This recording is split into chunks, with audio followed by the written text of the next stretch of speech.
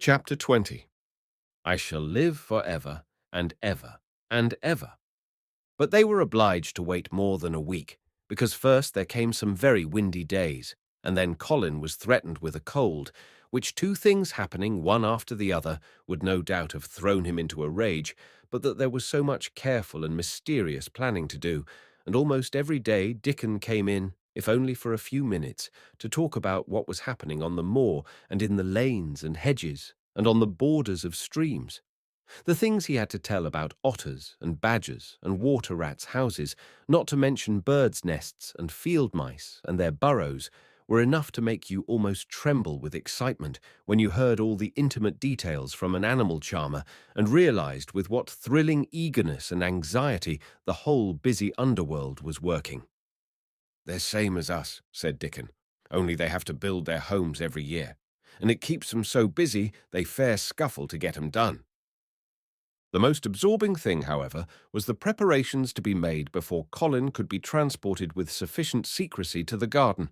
No one must see the chair carriage and Dickon and Mary after they turned a certain corner of the shrubbery and entered upon the walk outside the ivied walls. As each day passed, Colin had become more and more fixed in his feeling that the mystery surrounding the garden was one of its greatest charms. Nothing must spoil that. No one must ever suspect that they had a secret. People must think that he was simply going out with Mary and Dickon because he liked them and did not object to their looking at him. They had long and quite delightful talks about their route. They would go up this path and down that one and cross the other, and go round among the fountain flower beds as if they were looking at the bedding out plants the head gardener, Mr. Roach, had been having arranged. That would seem such a rational thing to do that no one would think it at all mysterious. They would turn into the shrubbery walks and lose themselves until they came to the long walls. It was almost as serious and elaborately thought out as the plans of march made by great generals in time of war. Rumours of the new and curious things which were occurring in the invalids' apartments had of course filtered through the servants' hall into the stable yards and out among the gardeners. But notwithstanding this, Mr. Roach was startled one day when he received orders from Master Colin's room to the effect that he must report himself in the apartment no outsider had ever seen, as the invalid himself desired to speak to him. "Well, well," he said to himself, as he hurriedly changed his coat. "What's to do now? His Royal Highness that wasn't to be looked at, calling up a man he's never set eyes on." Mr. Roach was not without curiosity. He had never caught even a glimpse of the boy, and had heard a dozen exaggerated stories about his uncanny looks and ways and his insane tempers. The thing he had heard oftenest was that he might die at any moment, and there had been numerous fanciful descriptions of a humped back and helpless limbs given by people who had never seen him. "Things are changing in this house, Mr. Roach," said Mrs. Medlock, as she led him up the back staircase to the corridor onto which opened the hitherto mysterious chamber. "Let's hope they're changing for the better, Mrs. Medlock," he answered. "They couldn't well change for the worse," she continued, "and queer as it all is, there's them as finds their duties made a lot easier to stand up under. Don't you be surprised, Mr. Roach, if you find yourself in the middle of a menagerie and Martha Sowerby's Dickon more at home than you or me could ever be." There really was a sort of magic about Dickon, as Mary always privately believed. When Mr. Roach heard his name, he smiled quite leniently. "He'd be at home in Buckingham Palace, or at the bottom of a coal mine," he said. "And yet it's not impudence either. He's just fine, is that lad." It was perhaps well he had been prepared, or he might have been startled. When the bedroom door was opened, a large crow, which seemed quite at home, perched on the high back of a carven chair, announced the entrance of a visitor by saying "caw, caw" quite loudly. In spite of Mrs. Medlock's warning, Mr. Roach only just escaped being sufficiently undignified to jump backward. The young Rajah was neither in bed nor on his sofa. He was sitting in an armchair, and a young lamb was standing by him, shaking its tail in feeding lamb fashion as Dickon knelt giving it milk from its bottle. A squirrel was perched on Dickon's bent back, attentively nibbling a nut. The little girl from India was sitting on a big footstool looking on. "Here is Mr. Roach, Master Colin," said Mrs. Medlock. The young Rajah turned and looked his servitor over. At least that was what the head gardener felt happened. "Oh, you are Roach, are you?" he said. "I sent for you to give you some very important orders." "Very good, sir," answered Roach, wondering if he was to receive instructions to fell all the oaks in the park or to transform the orchards into water gardens. "I am going out in my chair this afternoon," said Colin. "If the fresh air agrees with me, I may go out every day. When I go, none of the gardeners are to be anywhere near the long walk by the garden walls. No one is to be there. I shall go out about 2 o'clock, and everyone must keep away until I send word that they may go back to their work." "Very good, sir," replied Mr. Roach, much relieved to hear that the oaks might remain and that the orchards were safe. "Mary," said Colin, turning to her, "what is that thing you say in India when you have finished talking and want people to go?" "You say, 'You have my permission to go,'" answered Mary. The Rajah waved his hand. "You have my permission to go, Roach," he said. "But remember, this is very important." "Caw, caw," remarked the crow hoarsely, but not impolitely. "Very good, sir. Thank you, sir," said Mr. Roach, and Mrs. Medlock took him out of the room. Outside in the corridor, being a rather good-natured man, he smiled until he almost laughed. "My word," he said, "he's got a fine lordly way with him, hasn't he? You'd think he was a whole royal family rolled into one, prince consort and all." "Hey," protested Mrs. Medlock, "we've had to let him trample all over every one of us ever since he had feet, and he thinks that's what folks was born for." "Perhaps he'll grow out of it, if he lives," suggested Mr. Roach. "Well, there's one thing pretty sure," said Mrs. Medlock. "If he does live and that Indian child stays here, I'll warrant she teaches him that the whole orange does not belong to him, as Susan Sowerby says, and he'll be likely to find out the size of his own quarter." Inside the room, Colin was leaning back on his cushions. "It's all safe now," he said, "and this afternoon I shall see it. This afternoon I shall be in it." Dickon went back to the garden with his creatures, and Mary stayed with Colin. She did not think he looked tired, but he was very quiet before their lunch came, and he was quiet while they were eating it. She wondered why and asked him about it. "What big eyes you've got, Colin," she said. "When you are thinking they get as big as saucers. What are you thinking about now?" "I can't help thinking about what it will look like," he answered. "The garden?" asked Mary. "The springtime," he said. "I was thinking that I've really never seen it before. I scarcely ever went out, and when I did go, I never looked at it. I didn't even think about it." "I never saw it in India because there wasn't any," said Mary.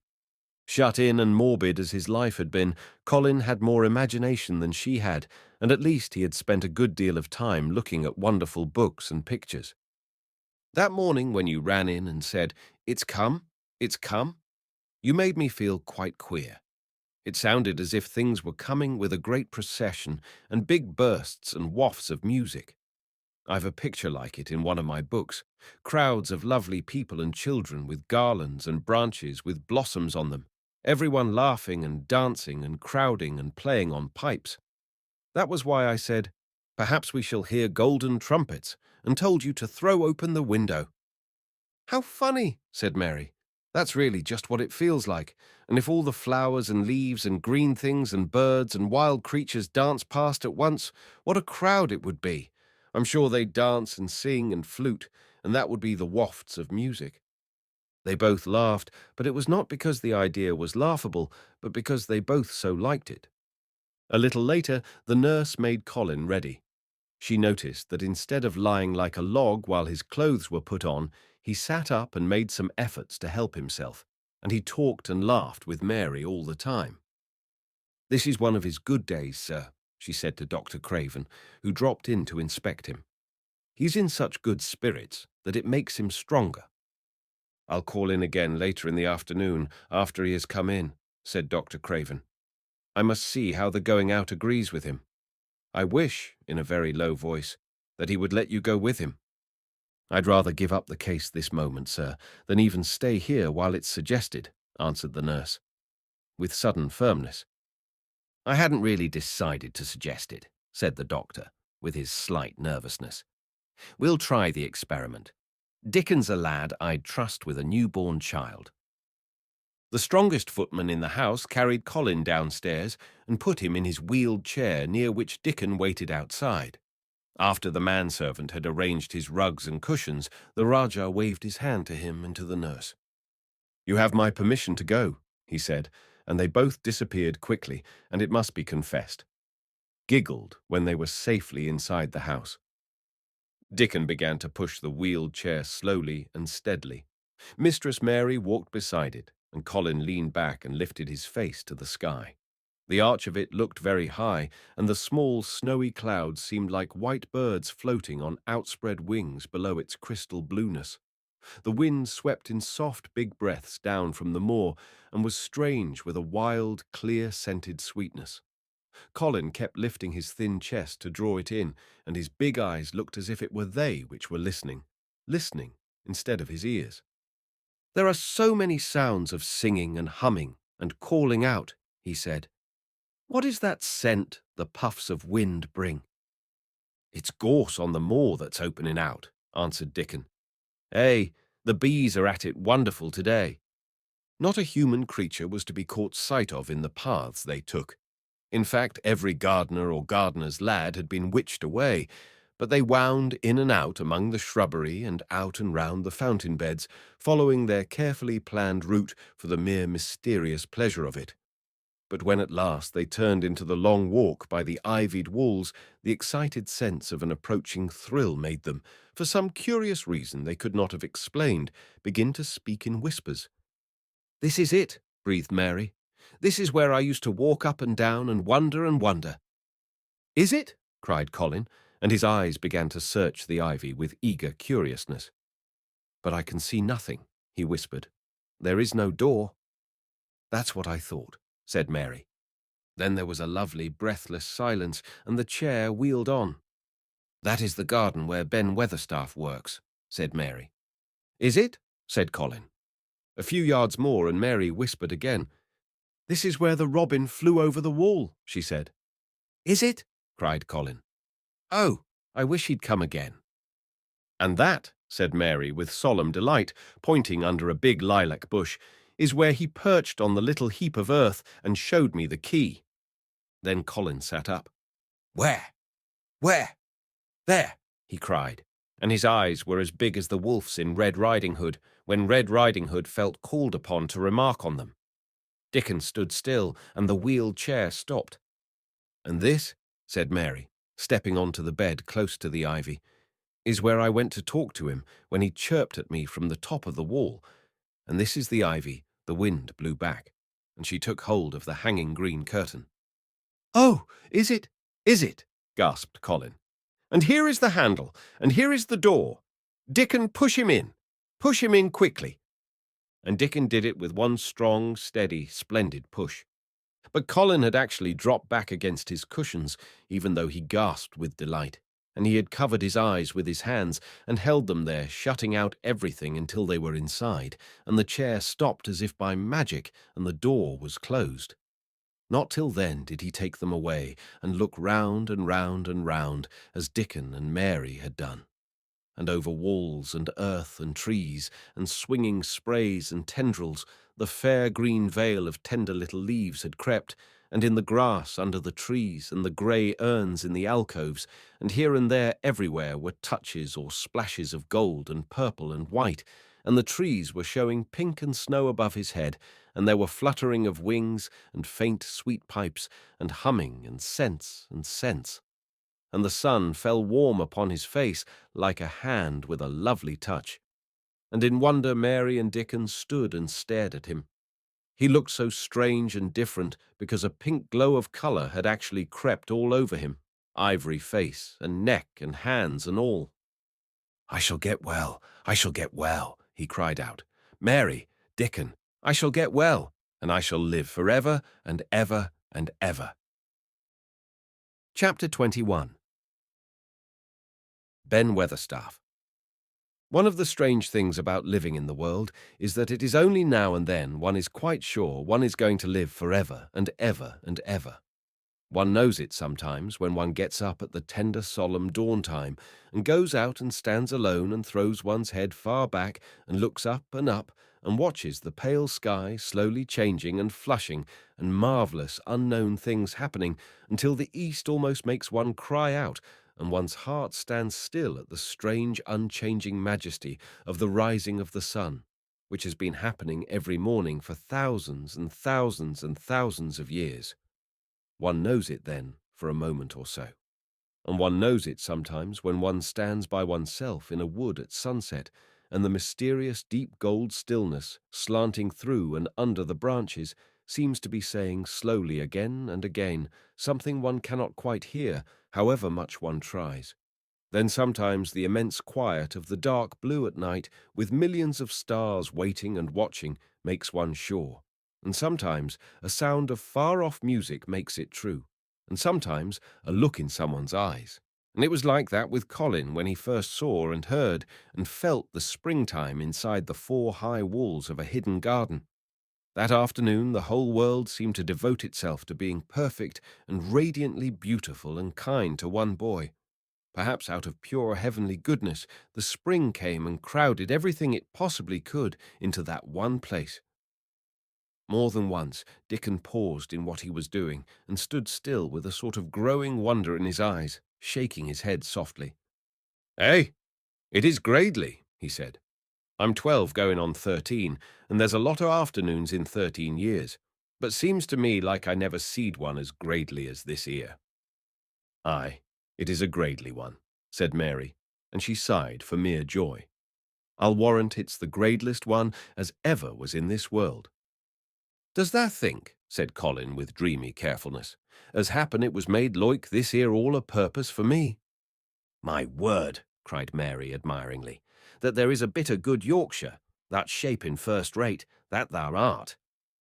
And delight reigned. They drew the chair under the plum tree, which was snow-white with blossoms and musical with bees. It was like a king's canopy, a fairy king's. There were flowering cherry trees near, and apple trees whose buds were pink and white, and here and there one had burst open wide. Between the blossoming branches of the canopy, bits of blue sky looked down like wonderful eyes. Mary and Dickon worked a little here and there, and Colin watched them. They brought him things to look at. Buds which were opening, buds which were tight-closed, bits of twig whose leaves were just showing green, the feather of a woodpecker which had dropped on the grass, the empty shell of some bird early hatched. Dickon pushed the chair slowly round and round the garden, stopping every other moment to let him look at wonders springing out of the earth or trailing down from trees.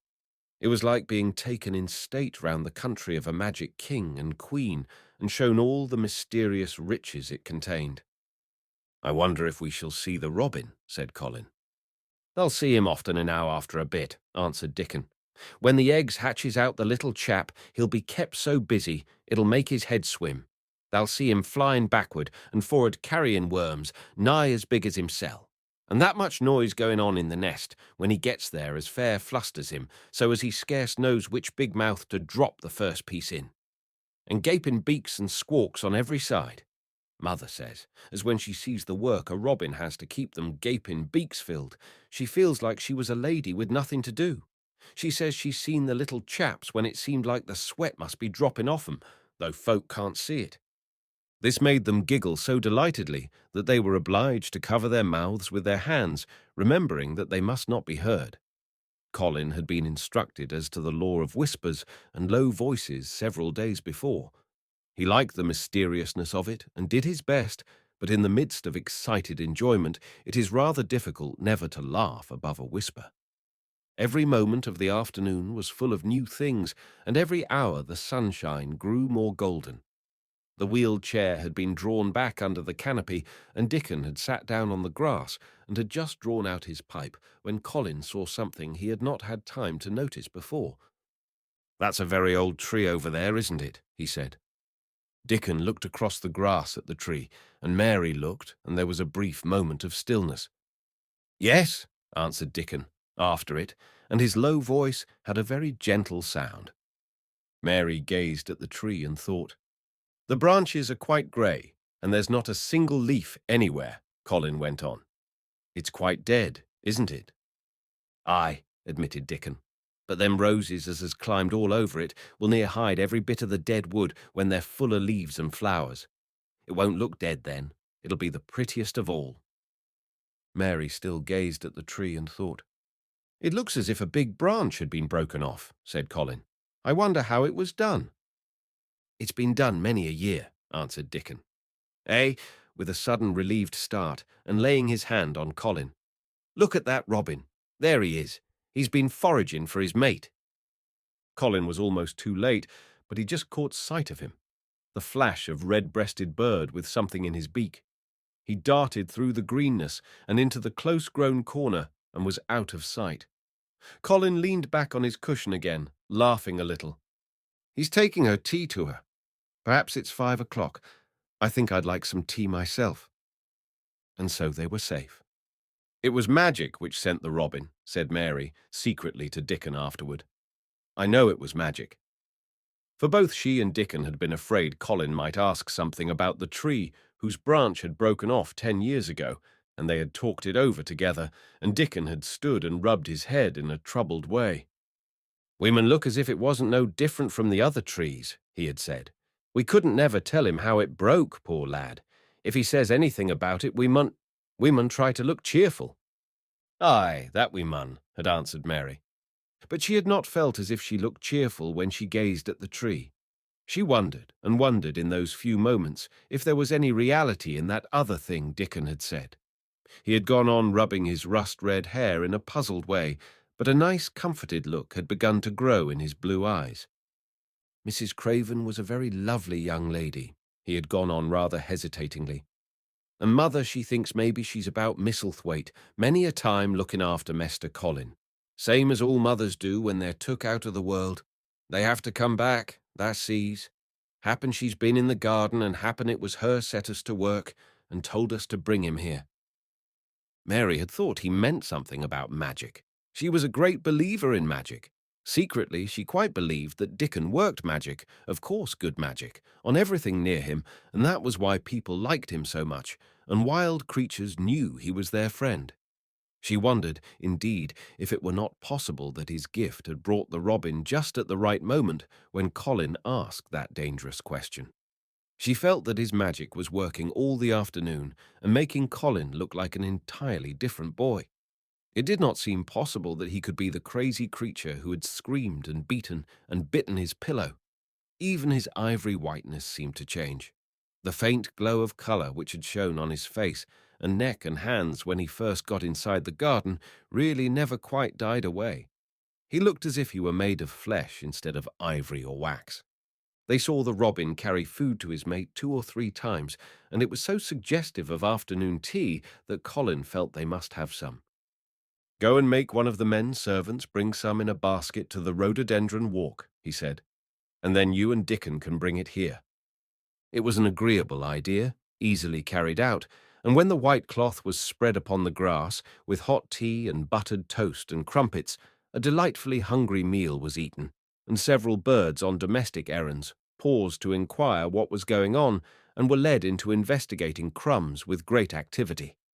Nut and Shell whisked up trees with pieces of cake, and Soot took the entire half of a buttered crumpet into a corner and pecked at and examined and turned it over and made hoarse remarks about it until he decided to swallow it all joyfully in one gulp. The afternoon was dragging towards its mellow hour. The sun was deepening the gold of its lances. The bees were going home, and the birds were flying past less often. Dickon and Mary were sitting on the grass. The tea basket was repacked, ready to be taken back to the house, and Colin was lying against his cushions with his heavy locks pushed back from his forehead and his face looking quite a natural colour. I don't want this afternoon to go, he said, but I shall come back tomorrow, and the day after, and the day after, and the day after. You'll get plenty of fresh air, won't you? Said Mary. I'm going to get nothing else, he answered. I've seen the spring now, and I'm going to see the summer. I'm going to see everything grow here. I'm going to grow here myself. That thou will, said Dickon. Us'll have thee walking about here and digging same as other folk afore long. Colin flushed tremendously. "Walk," he said. "Dig. Shall I?" Dickon's glance at him was delicately cautious. Neither he nor Mary had ever asked if anything was the matter with his legs. "For sure that will," he said stoutly. Thou's got legs of thine own, same as other folks." Mary was rather frightened until she heard Colin's answer. "Nothing really ails them," he said, "but they are so thin and weak. They shake so that I'm afraid to try to stand on them." Both Mary and Dickon drew a relieved breath. "When thou stops being afraid, thou'lt stand on 'em," Dickon said with renewed cheer, "and thou'lt stop being afraid in a bit." "I shall," said Colin, and he lay still as if he were wondering about things. They were really very quiet for a little while. The sun was dropping lower. It was that hour when everything stills itself, and they really had had a busy and exciting afternoon. Colin looked as if he were resting luxuriously. Even the creatures had ceased moving about and had drawn together and were resting near them. Soot had perched on a low branch and drawn up one leg and dropped the grey film drowsily over his eyes. Mary privately thought he looked as if he might snore in a minute. In the midst of this stillness, it was rather startling when Colin half lifted his head and exclaimed in a loud, suddenly alarmed whisper, "Who is that man?" Dickon and Mary scrambled to their feet. "Man!" they both cried in low, quick voices. Colin pointed to the high wall. "Look!" he whispered excitedly. "Just look!" Mary and Dickon wheeled about and looked. There was Ben Weatherstaff's indignant face glaring at them over the wall from the top of a ladder. He actually shook his fist at Mary. "If I wasn't a bachelor, and that was a wench of mine," he cried, "I'd give thee a hiding." He mounted another step threateningly, as if it were his energetic intention to jump down and deal with her, but as she came toward him, he evidently thought better of it and stood on the top step of his ladder, shaking his fist down at her. "I never thought much o' thee," he harangued. "I couldna abide thee the first time I set eyes on thee. A scrawny, buttermilk-faced young besom, allus asking questions and poking their nose where it wasna wanted. I never knowed how thou got so thick wi' me. If it hadna been for the robin, drat him." "Ben Weatherstaff," called out Mary, finding her breath. She stood below him and called up to him with a sort of gasp. "Ben Weatherstaff. It was the robin who showed me the way." Then it did seem as if Ben really would scramble down on her side of the wall. He was so outraged. "That young bad un," he called down at her, "laying that badness on a robin, not but what he's impudent enow for anything. Him showing thee the way. Him, hey, that young nowt." She could see his next words burst out because he was overpowered by curiosity. "However this world did that get in?" "It was the robin who showed me the way," she protested obstinately. "He didn't know he was doing it, but he did. And I can't tell you from here while you're shaking your fist at me." He stopped shaking his fist very suddenly at that very moment, and his jaw actually dropped as he stared over her head at something he saw coming over the grass toward him. At the first sound of his torrent of words, Colin had been so surprised that he had only sat up and listened as if he were spellbound. But in the midst of it, he had recovered himself and beckoned imperiously to Dickon. "Wheel me over there," he commanded. "Wheel me quite close and stop right in front of him." And this, if you please, this is what Ben Weatherstaff beheld, and which made his jaw drop. A wheeled chair with luxurious cushions and robes, which came toward him looking rather like some sort of state coach, because a young Rajah leaned back in it with royal command in his great black-rimmed eyes, and a thin white hand extended haughtily toward him. And it stopped right under Ben Weatherstaff's nose. It was really no wonder his mouth dropped open. "Do you know who I am?" demanded the Rajah. How Ben Weatherstaff stared. His red old eyes fixed themselves on what was before him as if he were seeing a ghost. He gazed and gulped a lump down his throat and did not say a word. "Do you know who I am?" demanded Colin still more imperiously. "Answer." Ben Weatherstaff put his gnarled hand up and passed it over his eyes and over his forehead, and then he did answer in a queer, shaky voice. "Who thou art," he said. "Aye, that I do. With thy mother's eyes staring at me out of thy face. Lord knows how thou come here, but thou'rt the poor cripple. Colin forgot that he had ever had a back. His face flushed scarlet, and he sat bolt upright. "I'm not a cripple," he cried out furiously. "I'm not."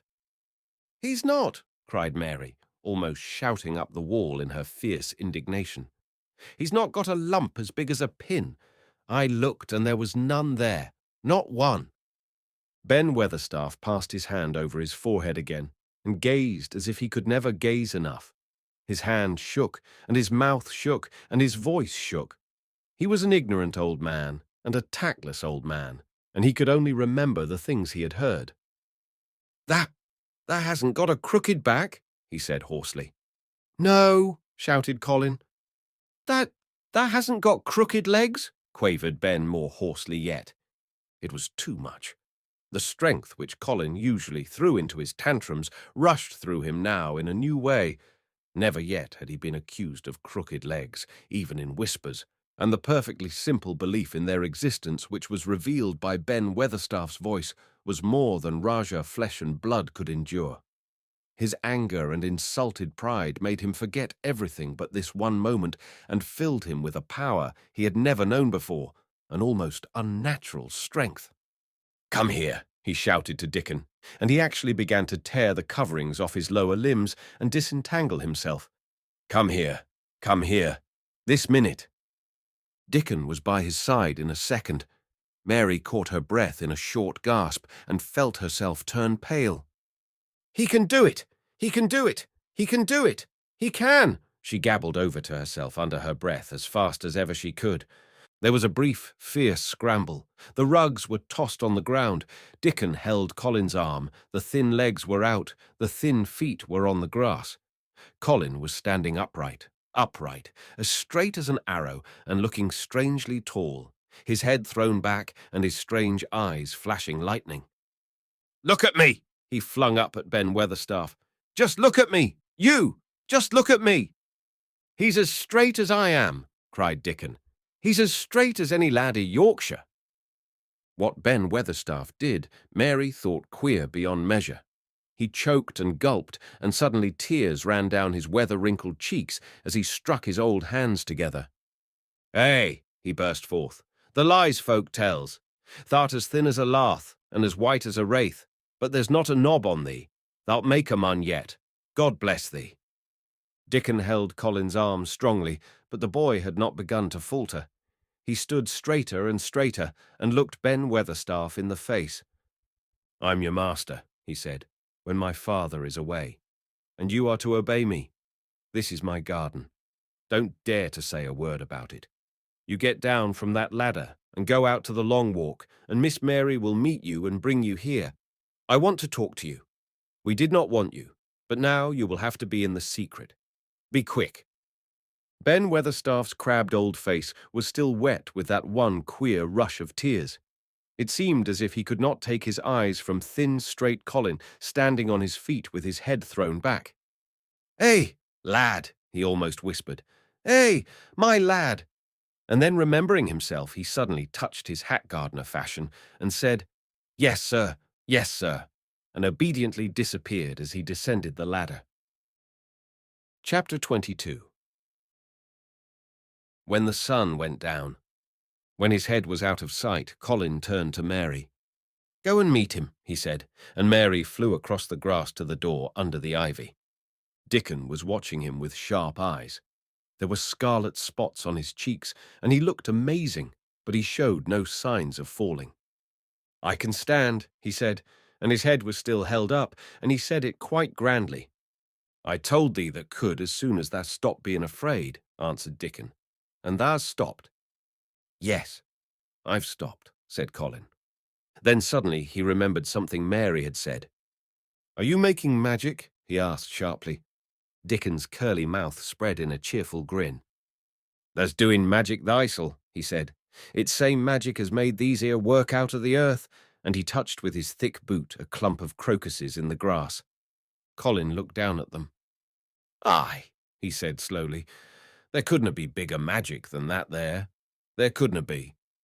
He drew himself up straighter than ever. "I'm going to walk to that tree," he said, pointing to one a few feet away from him. I'm going to be standing when Weatherstaff comes here. I can rest against the tree if I like. When I want to sit down, I will sit down, but not before. Bring a rug from the chair." He walked to the tree, and though Dickon held his arm, he was wonderfully steady. When he stood against the tree trunk, it was not too plain that he supported himself against it, and he still held himself so straight that he looked tall. When Ben Weatherstaff came through the door in the wall, he saw him standing there, and he heard Mary muttering something under her breath. "What art saying?" he asked rather testily, because he did not want his attention distracted from the long, thin, straight boy figure and proud face. But she did not tell him. What she was saying was this: "You can do it. You can do it. I told you you could. You can do it. You can do it. You can." She was saying it to Colin because she wanted to make magic and keep him on his feet looking like that. She could not bear that he should give in before Ben Weatherstaff. He did not give in. She was uplifted by a sudden feeling that he looked quite beautiful in spite of his thinness. He fixed his eyes on Ben Weatherstaff in his funny, imperious way. "Look at me," he commanded. "Look at me all over. Am I a hunchback? Have I got crooked legs?"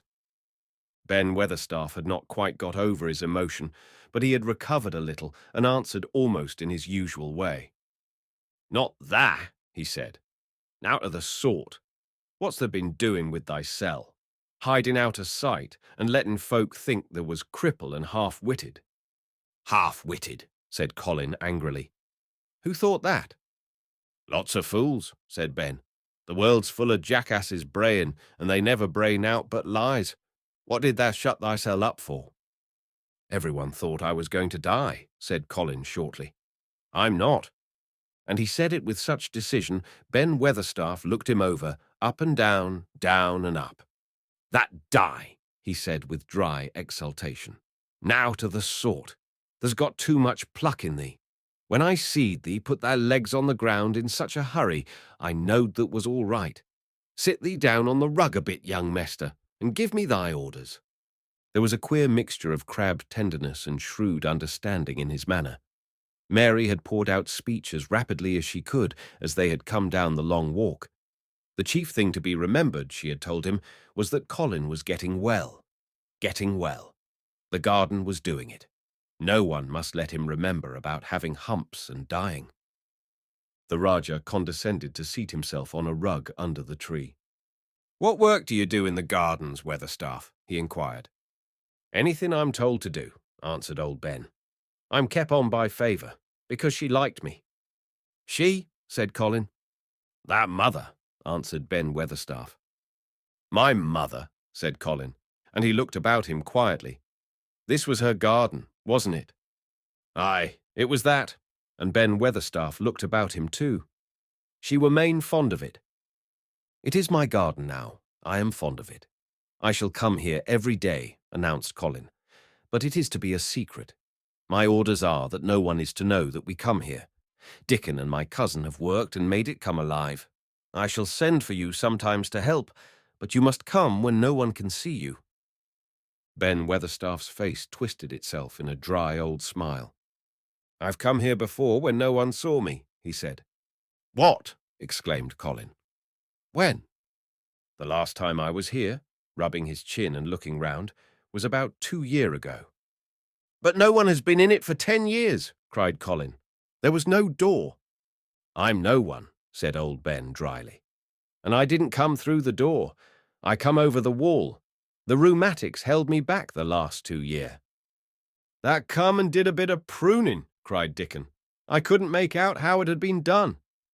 "She was so fond of it, she was," said Ben Weatherstaff slowly. "And she was such a pretty young thing. She says to me once, 'Ben,' says she laughing, 'if ever I'm ill, or if I go away, you must take care of my roses.' When she did go away, the orders was no one was ever to come nigh. But I come, with grumpy obstinacy. Over the wall I come, until the rheumatics stopped me, and I did a bit of work once a year. She gave her order first." "It wouldn't have been as wick as it is if thou hadn't done it," said Dickon. "I did wonder."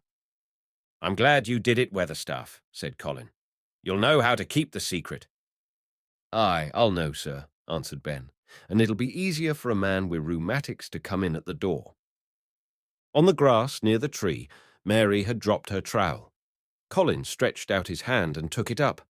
An odd expression came into his face, and he began to scratch at the earth. His thin hand was weak enough, but presently, as they watched him, Mary, with quite breathless interest, he drove the end of the trowel into the soil and turned some over. "You can do it! You can do it!" said Mary to herself. "I tell you, you can!" Dickon's round eyes were full of eager curiousness, but he said not a word. Ben Weatherstaff looked on with interested face. Colin persevered. After he had turned a few trowelfuls of soil, he spoke exultantly to Dickon in his best Yorkshire. "That's said as they'd have me walking about here same as other folk, and that's said they'd have me digging. I thought that was just leeing to please me. This is only the first day and I've walked, and here I am digging." Ben Weatherstaff's mouth fell open again when he heard him, but he ended by chuckling. "Ah," he said, "that sounds as if they'd got wits enow. That a Yorkshire lad for sure, and thou'rt digging too. How'd thou like to plant a bit of something? I can get thee a rose in a pot." "Go and get it," said Colin, digging excitedly. "Quick, quick." It was done quickly enough indeed. Ben Weatherstaff went his way, forgetting rheumatics. Dickon took his spade and dug the hole deeper and wider than a new digger with thin white hands could make it. Mary slipped out to run and bring back a watering can. When Dickon had deepened the hole, Colin went on, turning the soft earth over and over. He looked up at the sky, flushed and glowing with the strangely new exercise, slight as it was. "I want to do it before the sun goes quite down," he said. Mary thought that perhaps the sun held back a few minutes just on purpose. Ben Weatherstaff brought the rose in its pot from the greenhouse. He hobbled over the grass as fast as he could. He had begun to be excited too. He knelt down by the hole and broke the pot from the mould. "Here, lad," he said, handing the plant to Colin. "Set it in the earth thysel, same as the king does when he goes to a new place." The thin white hands shook a little, and Colin's flush grew deeper as he set the rose in the mould and held it while old Ben made firm the earth. It was filled in and pressed down and made steady. Mary was leaning forward on her hands and knees. Soot had flown down and marched forward to see what was being done. Nut and Shell chattered about it from a cherry tree. "It's planted," said Colin at last, "and the sun is only slipping over the edge. Help me up, Dickon. I want to be standing when it goes. That's part of the magic." And Dickon helped him, and the magic, or whatever it was, so gave him strength that when the sun did slip over the edge and end the strange, lovely afternoon for them, there he actually stood on his 2 feet, laughing. Chapter 23. MAGIC. Dr. Craven had been waiting some time at the house when they returned to it. He had indeed begun to wonder if it might not be wise to send someone out to explore the garden paths. When Colin was brought back to his room, the poor man looked him over seriously. "You should not have stayed so long," he said. "You must not overexert yourself." "I am not tired at all," said Colin. "It has made me well. Tomorrow I am going out in the morning as well as in the afternoon." "I am not sure that I can allow it," answered Dr. Craven. "I am afraid it would not be wise." "It would not be wise to try to stop me," said Colin quite seriously. "I am going." Even Mary had found out that one of Colin's chief peculiarities was that he did not know in the least what a rude little brute he was with his way of ordering people about. He had lived on a sort of desert island all his life, and as he had been the king of it, he had made his own manners and had had no one to compare himself with. Mary had indeed been rather like him herself, and since she had been at Misselthwaite, had gradually discovered that her own manners had not been of the kind which is usual or popular. Having made this discovery, she naturally thought it of enough interest to communicate to Colin, so she sat and looked at him curiously for a few minutes after Dr. Craven had gone. She wanted to make him ask her why she was doing it, and of course she did. "What are you looking at me for?" he said. "I'm thinking that I am rather sorry for Dr. Craven." "So am I," said Colin calmly, but not without an air of some satisfaction. He won't get Misselthwaite at all. Now I'm not going to die." "I'm sorry for him because of that, of course," said Mary, "but I was thinking just then that it must have been very horrid to have had to be polite for 10 years to a boy who was always rude. I would never have done it." "Am I rude?" Colin inquired undisturbedly. "If you had been his own boy, and he had been a slapping sort of man," said Mary, "he would have slapped you." "But he daren't," said Colin. "No, he daren't," answered Mistress Mary, thinking the thing out quite without prejudice. "Nobody ever dared to do anything you didn't like, because you were going to die and things like that. You were such a poor thing." "But," announced Colin stubbornly, "I am not going to be a poor thing. I won't let people think I'm one. I stood on my feet this afternoon. It is always having your own way that has made you so queer," Mary went on, thinking aloud. Colin turned his head, frowning. "Am I queer?" he demanded. "Yes," answered Mary, "very. But you needn't be cross," she added impartially, "because so am I queer, and so is Ben Weatherstaff. But I am not as queer as I was before I began to like people, and before I found the garden." "I don't want to be queer," said Colin. "I am not going to be." And he frowned again with determination. He was a very proud boy. He lay thinking for a while, and then Mary saw his beautiful smile begin and gradually change his whole face. "I shall stop being queer," he said, "if I go every day to the garden. There is magic in there. Good magic, you know, Mary. I'm sure there is." "So am I," said Mary. "Even if it isn't real magic," Colin said, "we can pretend it is. Something is there. Something." "It's magic," said Mary, "but not black. It's as white as snow." They always called it magic, and indeed it seemed like it in the months that followed, the wonderful months, the radiant months, the amazing ones. Oh, the things which happened in that garden! If you have never had a garden, you cannot understand, and if you have had a garden, you will know that it would take a whole book to describe all that came to pass there. At first it seemed that green things would never cease pushing their way through the earth, in the grass, in the beds, even in the crevices of the walls. Then the green things began to show buds, and the buds began to unfurl and show colour, every shade of blue, every shade of purple, every tint and hue of crimson. In its happy days, flowers had been tucked away into every inch and hole and corner. Ben Weatherstaff had seen it done, and had himself scraped out mortar from between the bricks of the wall and made pockets of earth for lovely clinging things to grow on. Iris and white lilies rose out of the grass in sheaves, and the green alcoves filled themselves with amazing armies of the blue and white flower lances of tall delphiniums, or columbines, or campanulas. She was main fond of them, she was, Ben Weatherstaff said. She liked them things as was allus pointing up to the blue sky, she used to tell. Not as she was one of them, as looked down on the earth, not her.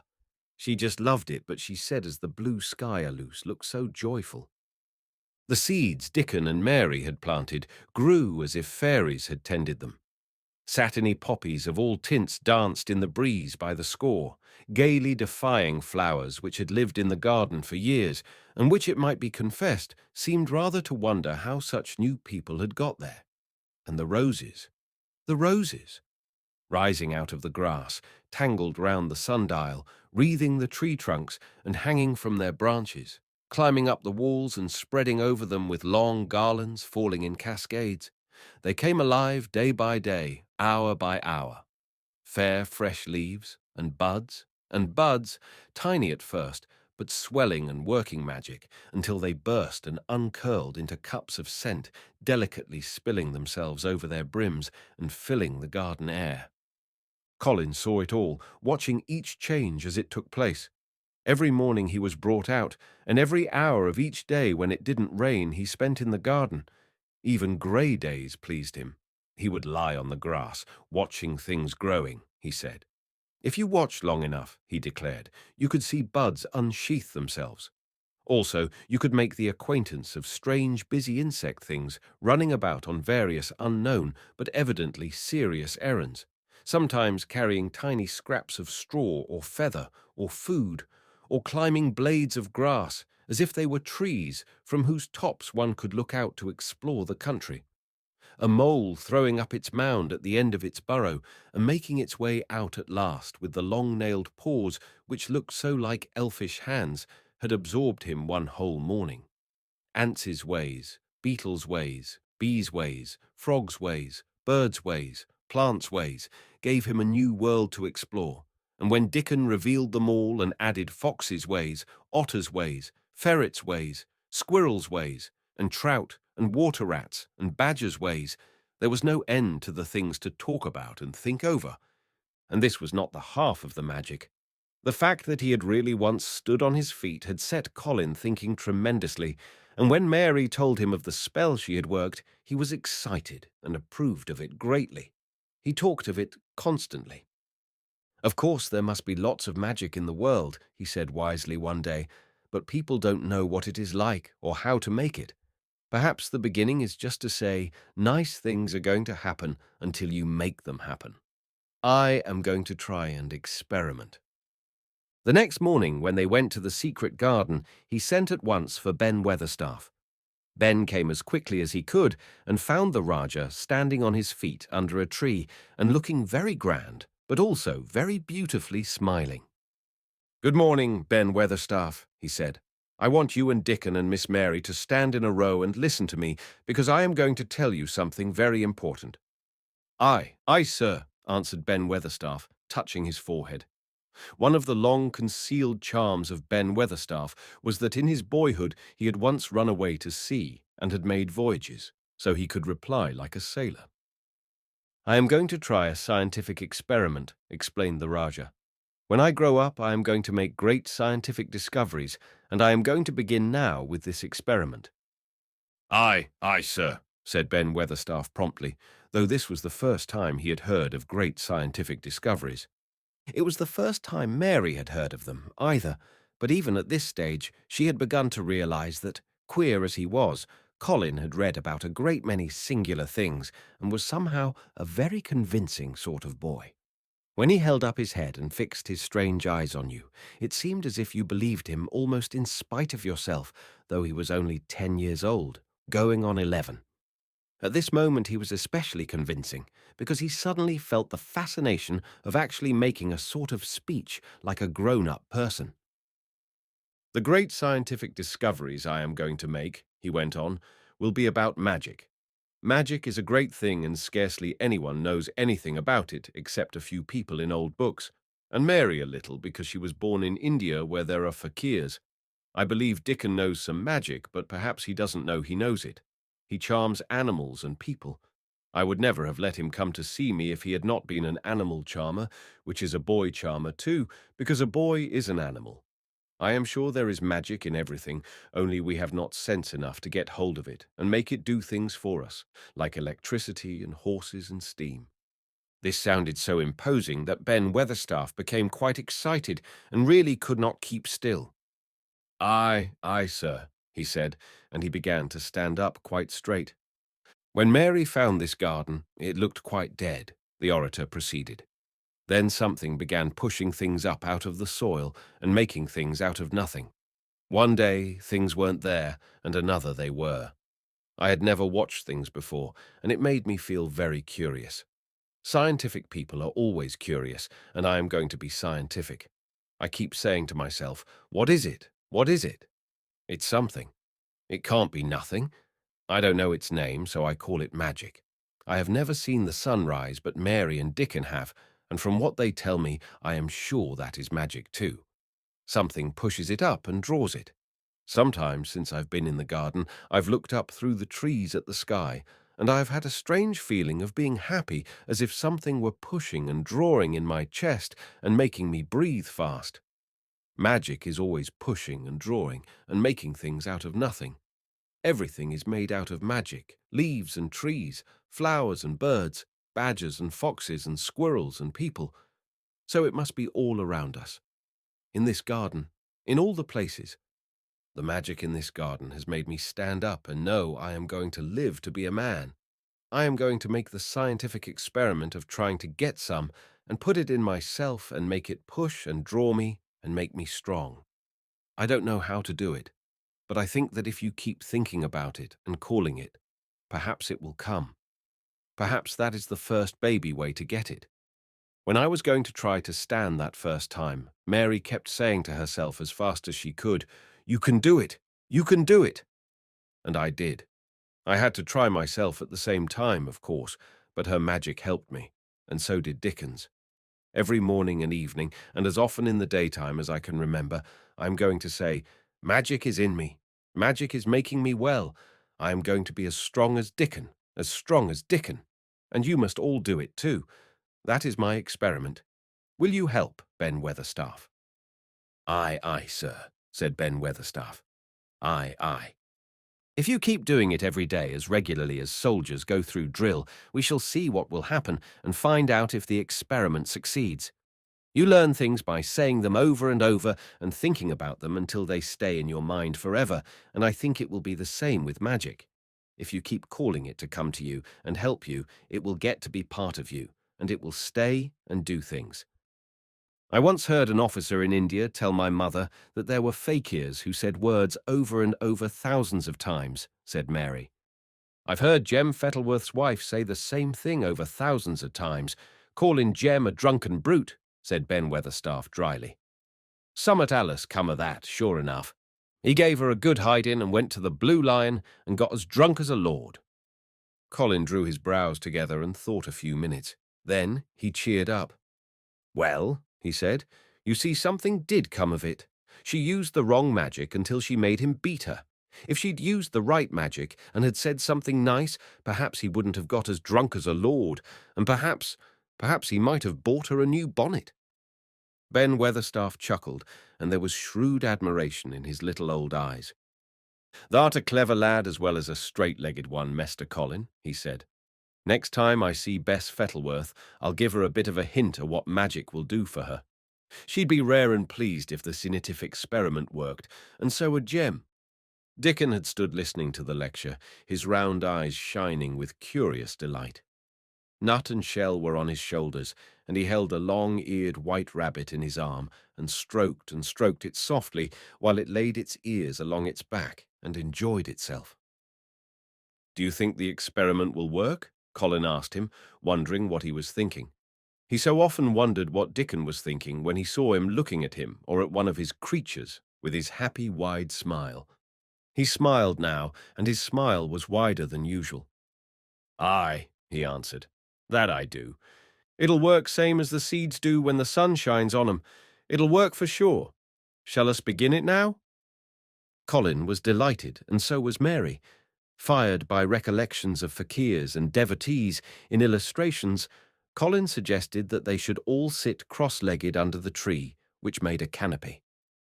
"It will be like sitting in a sort of temple," said Colin. "I'm rather tired, and I want to sit down." Said Dickon, "thou mustn't begin by saying that tired. Thou might spoil the magic." Colin turned and looked at him, into his innocent round eyes. "That's true," he said slowly. "I must only think of the magic." It all seemed most majestic and mysterious when they sat down in their circle. Ben Weatherstaff felt as if he had somehow been led into appearing at a prayer meeting. Ordinarily, he was very fixed in being what he called Asian prayer meetings, but this being the Rajah's affair, he did not resent it and was indeed inclined to be gratified at being called upon to assist. Mistress Mary felt solemnly enraptured. Dickon held his rabbit in his arm, and perhaps he made some charmer's signal no one heard, for when he sat down, cross-legged like the rest, the crow, the fox, the squirrels, and the lamb slowly drew near and made part of the circle, settling each into a place of rest as if of their own desire. "The creatures have come," said Colin gravely. "They want to help us." Colin really looked quite beautiful, Mary thought. He held his head high as if he felt like a sort of priest, and his strange eyes had a wonderful look in them. The light shone on him through the tree canopy. "Now we will begin," he said. "Shall we sway backward and forward, Mary, as if we were dervishes?" "I canna do no swaying backward and forward," said Ben Weatherstaff. "I've got the rheumatics." "The magic will take them away," said Colin in a high priest tone. "But we won't sway until it has done it. We will only chant." "I canna do no chanting," said Ben Weatherstaff a trifle testily. They turned me out of the church choir the only time I ever tried it." No one smiled. They were all too much in earnest. Colin's face was not even crossed by a shadow. He was thinking only of the magic. "Then I will chant," he said, and he began, looking like a strange boy spirit. "The sun is shining. The sun is shining. That is the magic.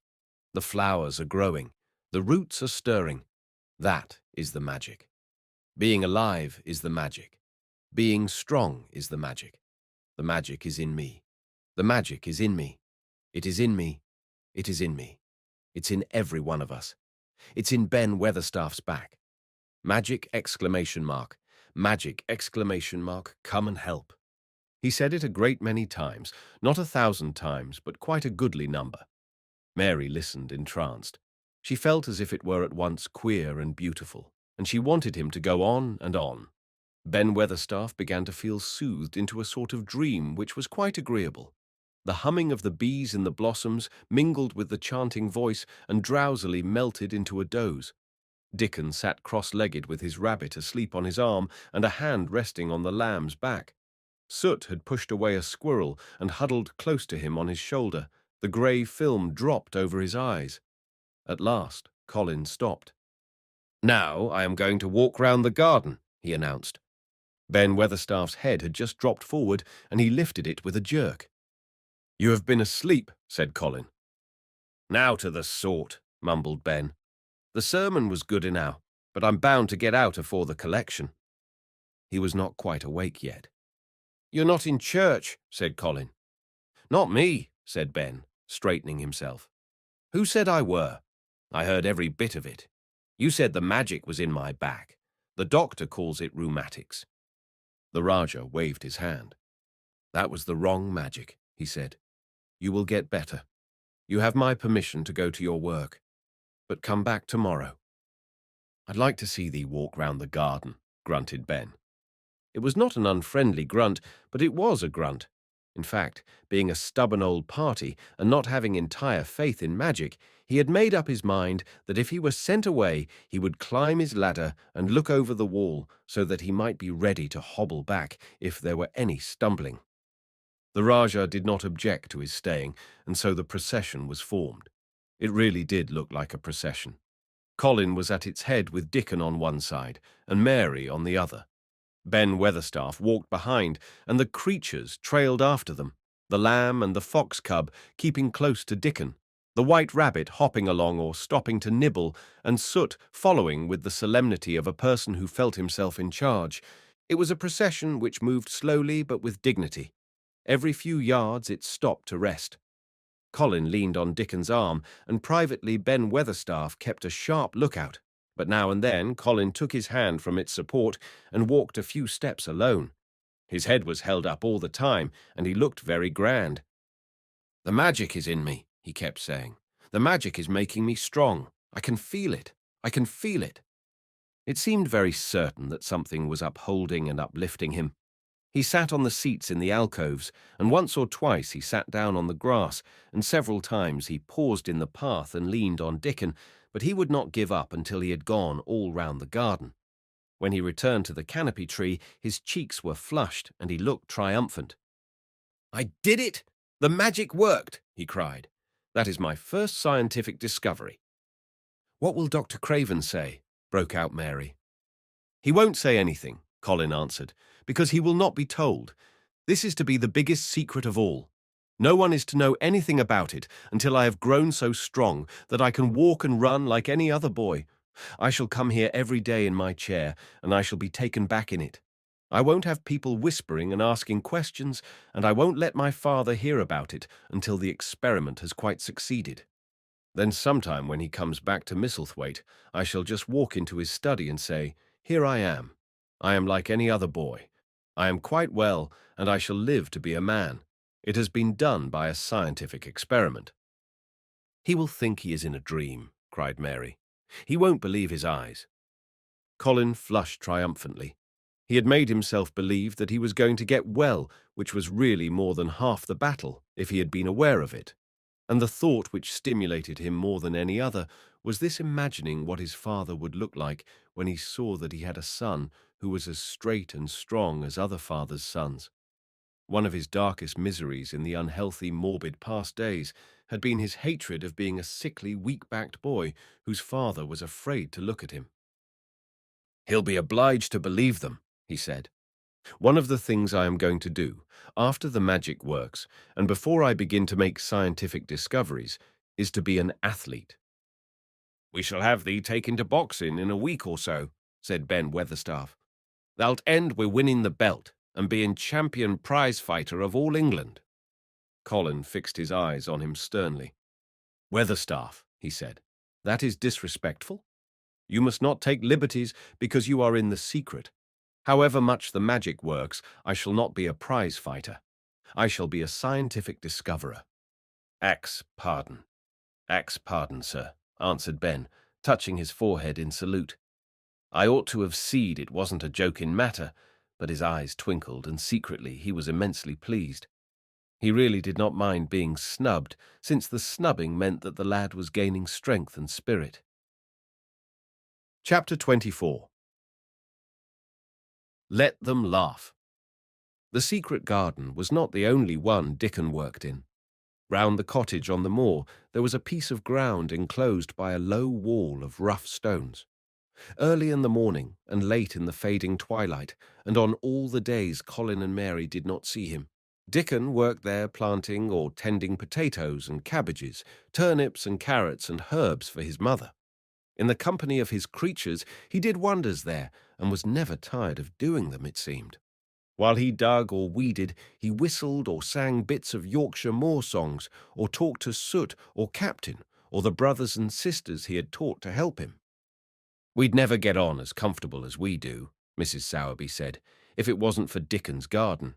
Anything'll grow for him. His taters and cabbages is twice the size of anyone else's, and they've got a flavour with them as nobody's has." When she found a moment to spare, she liked to go out and talk to him. After supper, there was still a long, clear twilight to work in, and that was her quiet time. She could sit upon the low, rough wall and look on and hear stories of the day. She loved this time. There were not only vegetables in this garden. Dickon had bought penny packages of flower seeds now and then, and sown bright, sweet-scented things among gooseberry bushes and even cabbages, and he grew borders of mignonette and pinks and pansies and things whose seeds he could save year after year, or whose roots would bloom each spring and spread in time into fine clumps. The low wall was one of the prettiest things in Yorkshire because he had tucked moorland foxglove and ferns and rock cress and hedgerow flowers into every crevice until only here and there glimpses of the stones were to be seen. "All a chap's got to do to make 'em thrive, mother," he would say, "is to be friends with 'em for sure. They're just like the creatures. If they're thirsty, give 'em drink, and if they're hungry, give 'em a bit of food. They want to live same as we do. If they died, I should feel as if I'd been a bad lad and somehow treated them heartless." It was in these twilight hours that Mrs. Sowerby heard of all that happened at Misselthwaite Manor. At first, she was only told that Mester Colin had taken a fancy to going out into the grounds with Miss Mary, and that it was doing him good. But it was not long before it was agreed between the two children that Dickon's mother might come into the secret. Somehow it was not doubted that she was safe for sure. So one beautiful still evening Dickon told the whole story, with all the thrilling details of the buried key and the robin and the grey haze which had seemed like deadness, and the secret Mistress Mary had planned never to reveal. The coming of Dickon and how it had been told to him, the doubt of Mester Colin, and the final drama of his introduction to the hidden domain, combined with the incident of Ben Weatherstaff's angry face peering over the wall and Mester Colin's sudden indignant strength, made Mrs. Sowerby's nice-looking face quite change colour several times. "My word," she said, "it was a good thing that little lass came to the manor. It's been the making of her and the saving of him, standing on his feet, and us all thinking he was a poor half-witted lad with not a straight bone in him." She asked a great many questions, and her blue eyes were full of deep thinking. "What do they make of it at the manor, him being so well and cheerful and never complaining?" she inquired. "They don't know what to make of it," answered Dickon. Every day as comes round his face looks different. It's filling out and doesn't look so sharp, and the waxy colour is going. But he has to do his bit of complaining, with a highly entertained grin. "What for, I mercy's name?" asked Mrs. Sowerby. Dickon chuckled. "He does it to keep them from guessing what's happened. If the doctor knew he'd found out he could stand on his feet, he'd likely write and tell Mester Craven. Mester Colin's saving the secret to tell himself. He's going to practice his magic on his legs every day till his father comes back, and then he's going to march into his room and show him he's as straight as other lads. But him and Miss Mary thinks it's best plan to do a bit of groaning and fretting now and then to throw folk off the scent." Mrs. Sowerby was laughing a low, comfortable laugh long before he had finished his last sentence. "Eh," she said, "that pair's enjoying theirselves, I'll warrant. They'll get a good bit of acting out of it, and there's nothing children likes as much as play-acting. Let's hear what they do, Dickon lad." Dickon stopped weeding and sat up on his heels to tell her. His eyes were twinkling with fun. "Mester Colin is carried down to his chair every time he goes out," he explained, "and he flies out at John, the footman, for not carrying him careful enough. He makes himself as helpless looking as he can and never lifts his head until we're out of sight of the house. And he grunts and frets a good bit when he's being settled into his chair. Him and Miss Mary's both got to enjoying it, and when he groans and complains she'll say, 'Poor Colin, does it hurt you so much? Are you so weak as that, poor Colin?' But the trouble is that sometimes they can scarce keep from bursting out laughing. When we get safe into the garden, they laugh till they've no breath left to laugh with, and they have to stuff their faces into Mester Colin's cushions to keep the gardeners from hearing, if any of them's about." "The more they laugh, the better for 'em," said Mrs. Sowerby, still laughing herself. "Good healthy child, laughing's better than pills any day of the year. That pair'll plump up for sure." "They are plumping up," said Dickon. "They're that hungry, they don't know how to get enough to eat without making talk. Mester Colin says if he keeps sending for more food, they won't believe he's an invalid at all.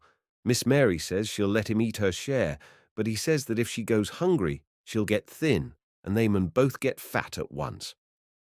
Mrs. Sowerby laughed so heartily at the revelation of this difficulty that she quite rocked backward and forward in her blue cloak, and Dickon laughed with her.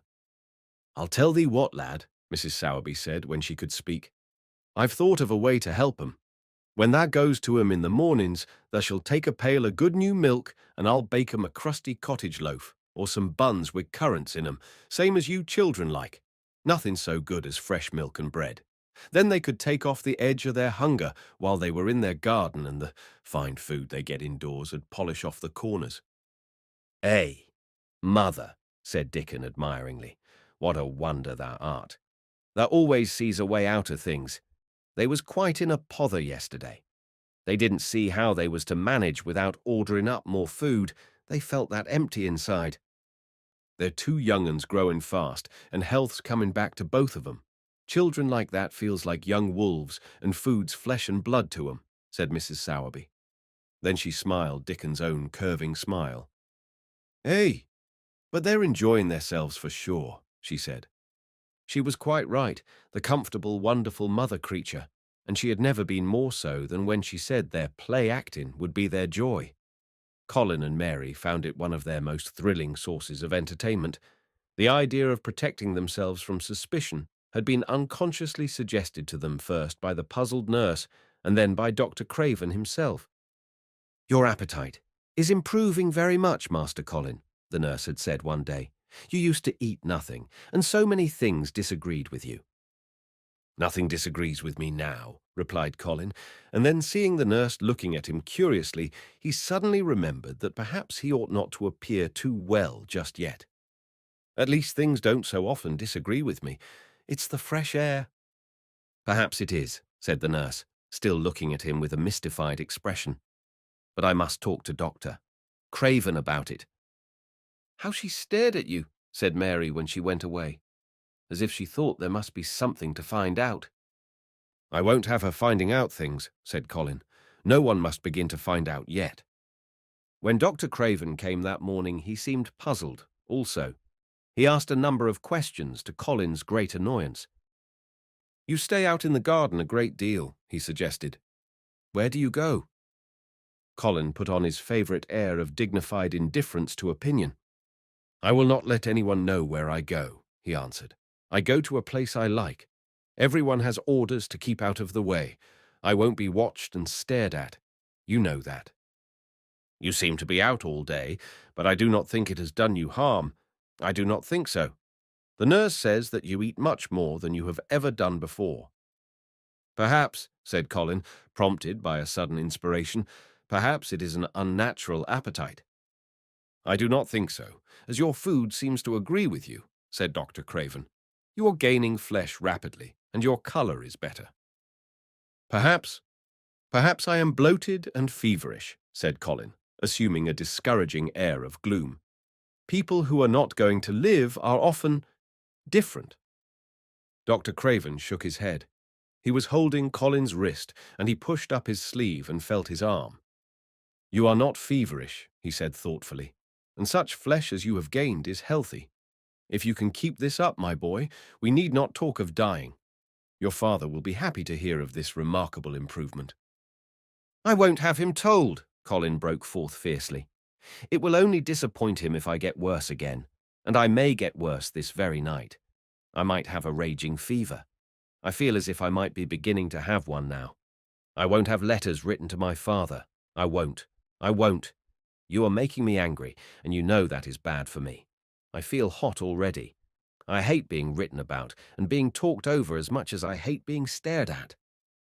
Hush, my boy, Dr. Craven soothed him. Nothing shall be written without your permission. You are too sensitive about things. You must not undo the good which has been done. He said no more about writing to Mr. Craven, and when he saw the nurse, he privately warned her that such a possibility must not be mentioned to the patient. The boy is extraordinarily better, he said. His advance seems almost abnormal, but of course he is doing now of his own free will what we could not make him do before. Still, he excites himself very easily, and nothing must be said to irritate him. Mary and Colin were much alarmed and talked together anxiously. From this time dated their plan of play-acting. I may be obliged to have a tantrum, said Colin regretfully. I don't want to have one, and I'm not miserable enough now to work myself into a big one. Perhaps I couldn't have one at all. That lump doesn't come in my throat now, and I keep thinking of nice things instead of horrible ones. But if they talk about writing to my father, I shall have to do something. He made up his mind to eat less, but unfortunately it was not possible to carry out this brilliant idea when he wakened each morning with an amazing appetite, and the table near his sofa was set with a breakfast of homemade bread and fresh butter, snow-white eggs, raspberry jam, and clotted cream. Mary always breakfasted with him, and when they found themselves at the table, particularly if there were delicate slices of sizzling ham sending forth tempting odours from under a hot silver cover, they would look into each other's eyes in desperation. I think we shall have to eat it all this morning, Mary, Colin always ended by saying. We can send away some of the lunch and a great deal of the dinner. But they never found they could send away anything, and the highly polished condition of the empty plates returned to the pantry awakened much comment. I do wish, Colin would say also, I do wish the slices of ham were thicker, and one muffin each is not enough for anyone.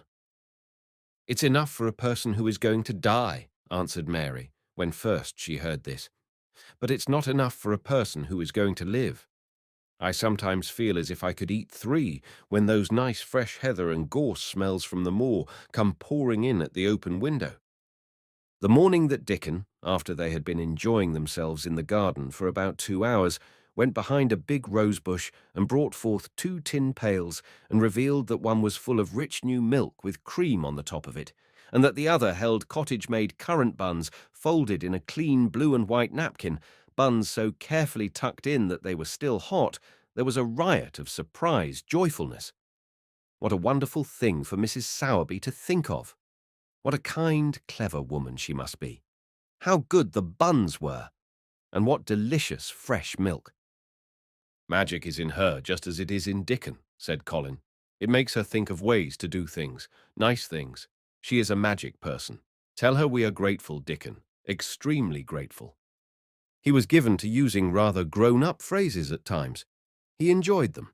He liked this so much that he improved upon it. Tell her she has been most bounteous, and our gratitude is extreme.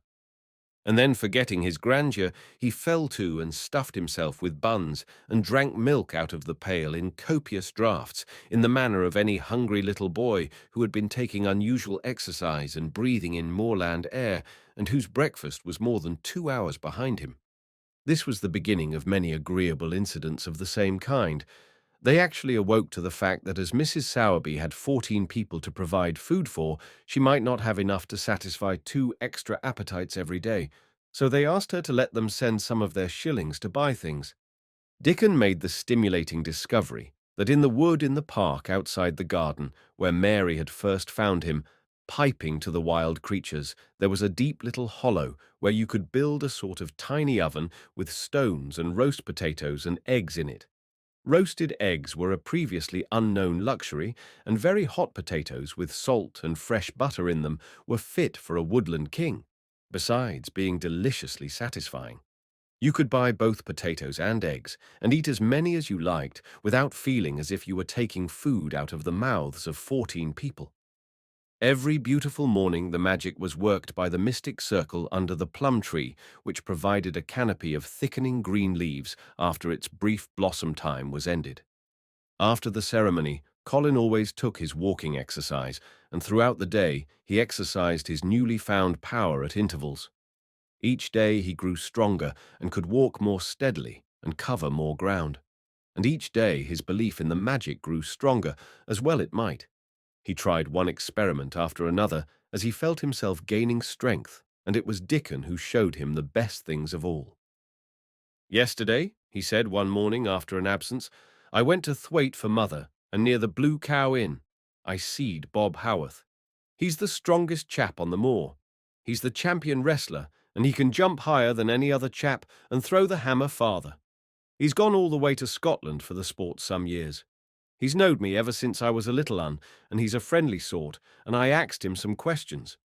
The gentry calls him a athlete, and I thought of thee, Mester Colin, and I says, how did thou make thy muscles stick out that way, Bob? Did thou do anything extra to make thy cells so strong? And he says, well, yes, lad, I did.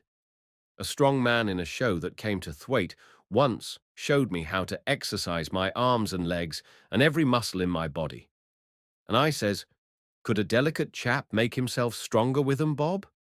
And he laughed and says, art thou the delicate chap?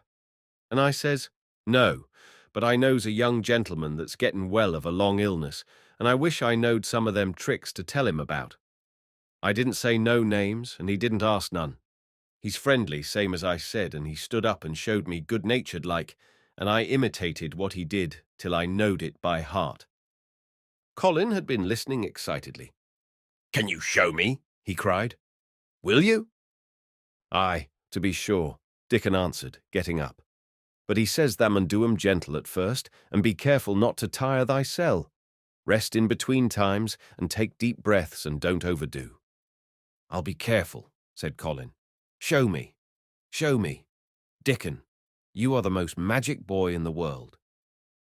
Dickon stood up on the grass and slowly went through a carefully practical but simple series of muscle exercises. Colin watched them with widening eyes. He could do a few while he was sitting down. Presently he did a few gently while he stood upon his already steadied feet. Mary began to do them also.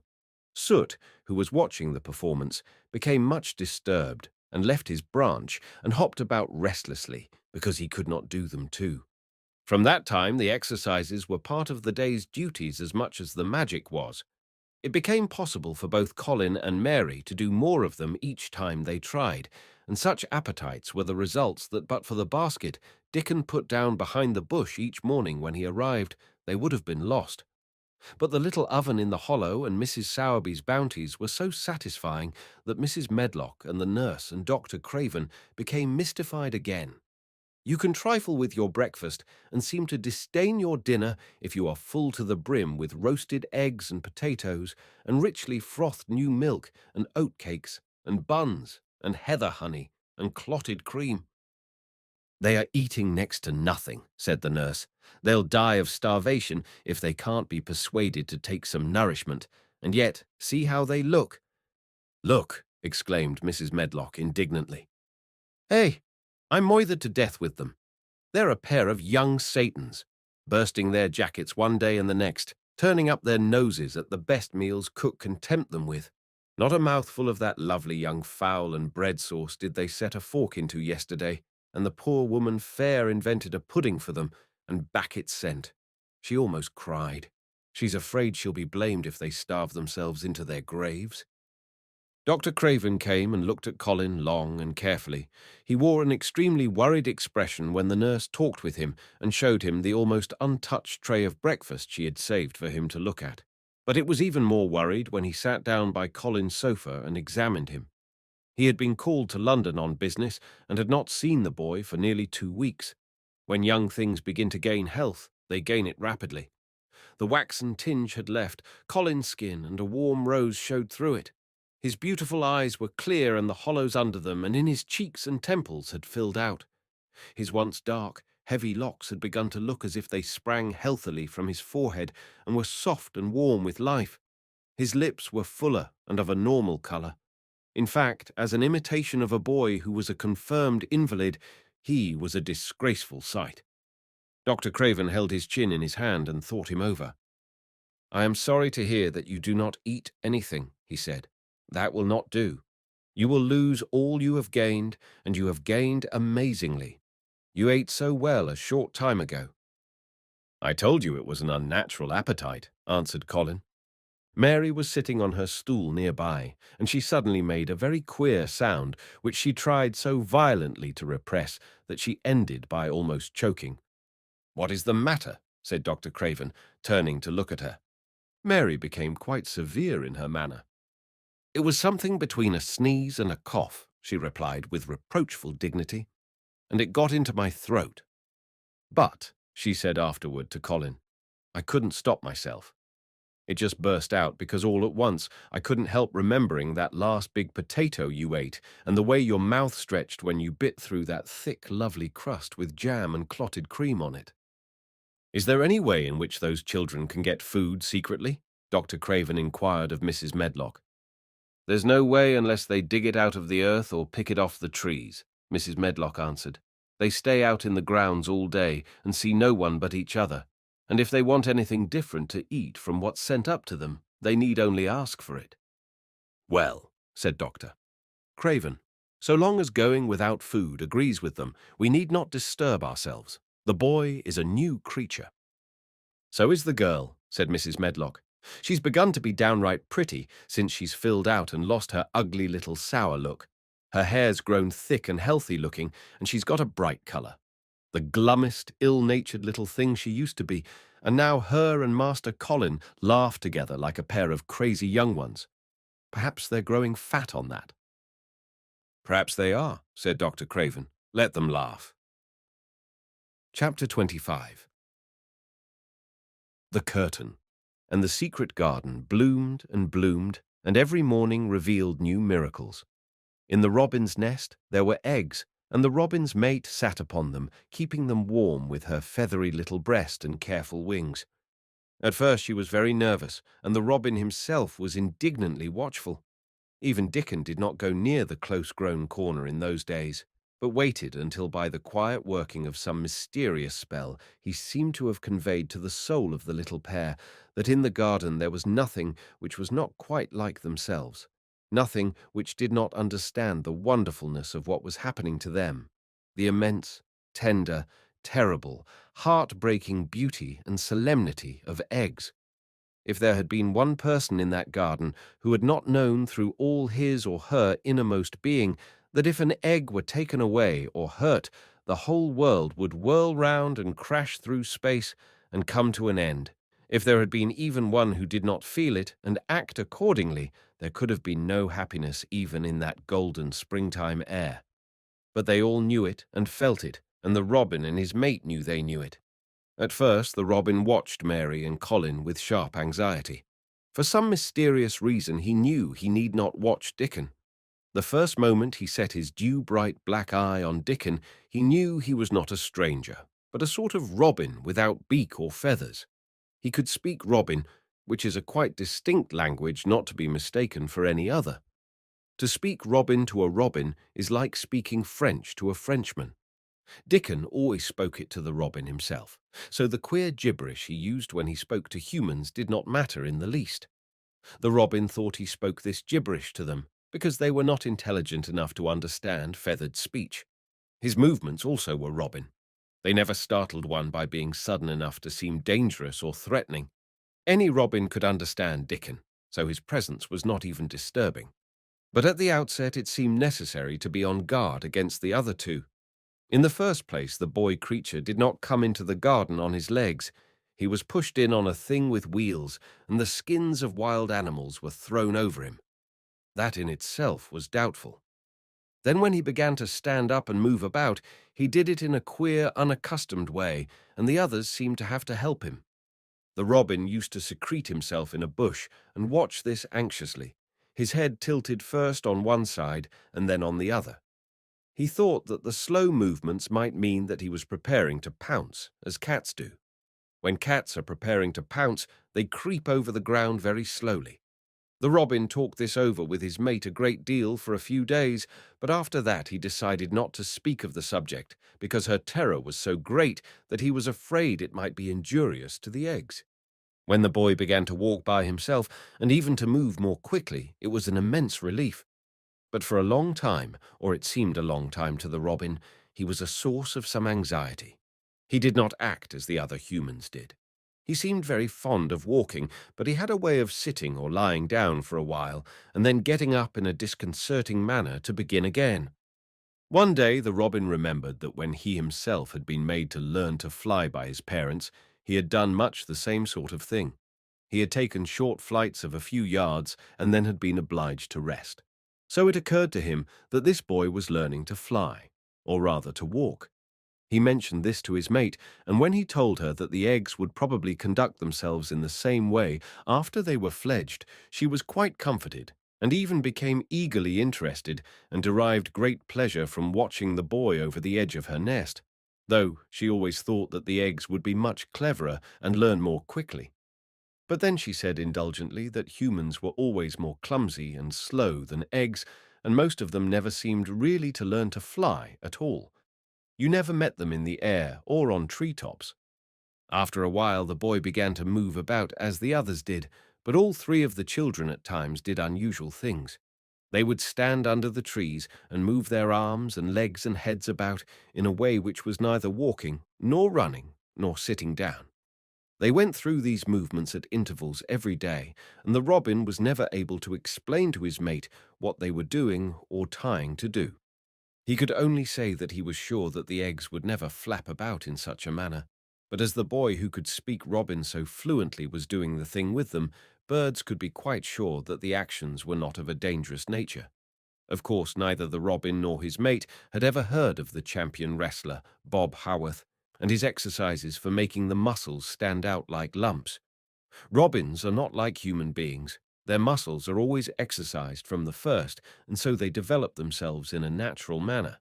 If you have to fly about to find every meal you eat, your muscles do not become atrophied. Atrophied means wasted away through want of use. When the boy was walking and running about and digging and weeding like the others, the nest in the corner was brooded over by a great peace and content. Fears for the eggs became things of the past. Knowing that your eggs were as safe as if they were locked in a bank vault, and the fact that you could watch so many curious things going on, made setting a most entertaining occupation. On wet days, the egg's mother sometimes felt even a little dull because the children did not come into the garden. But even on wet days, it could not be said that Mary and Colin were dull. One morning, when the rain streamed down unceasingly, and Colin was beginning to feel a little restive, as he was obliged to remain on his sofa because it was not safe to get up and walk about, Mary had an inspiration. "Now that I am a real boy," Colin had said, "my legs and arms and all my body are so full of magic that I can't keep them still. They want to be doing things all the time. Do you know that when I waken in the morning, Mary, when it's quite early and the birds are just shouting outside and everything seems just shouting for joy, even the trees and things we can't really hear. I feel as if I must jump out of bed and shout myself. If I did it, just think what would happen." Mary giggled inordinately. "The nurse would come running, and Mrs. Medlock would come running, and they would be sure you had gone crazy, and they'd send for the doctor," she said. Colin giggled himself. He could see how they would all look, how horrified by his outbreak, and how amazed to see him standing upright. "I wish my father would come home," he said. "I want to tell him myself. I'm always thinking about it, but we couldn't go on like this much longer. I can't stand lying still and pretending, and besides, I look too different. I wish it wasn't raining today." It was then Mistress Mary had her inspiration. "Colin," she began mysteriously, "do you know how many rooms there are in this house?" "About 1,000, I suppose," he answered.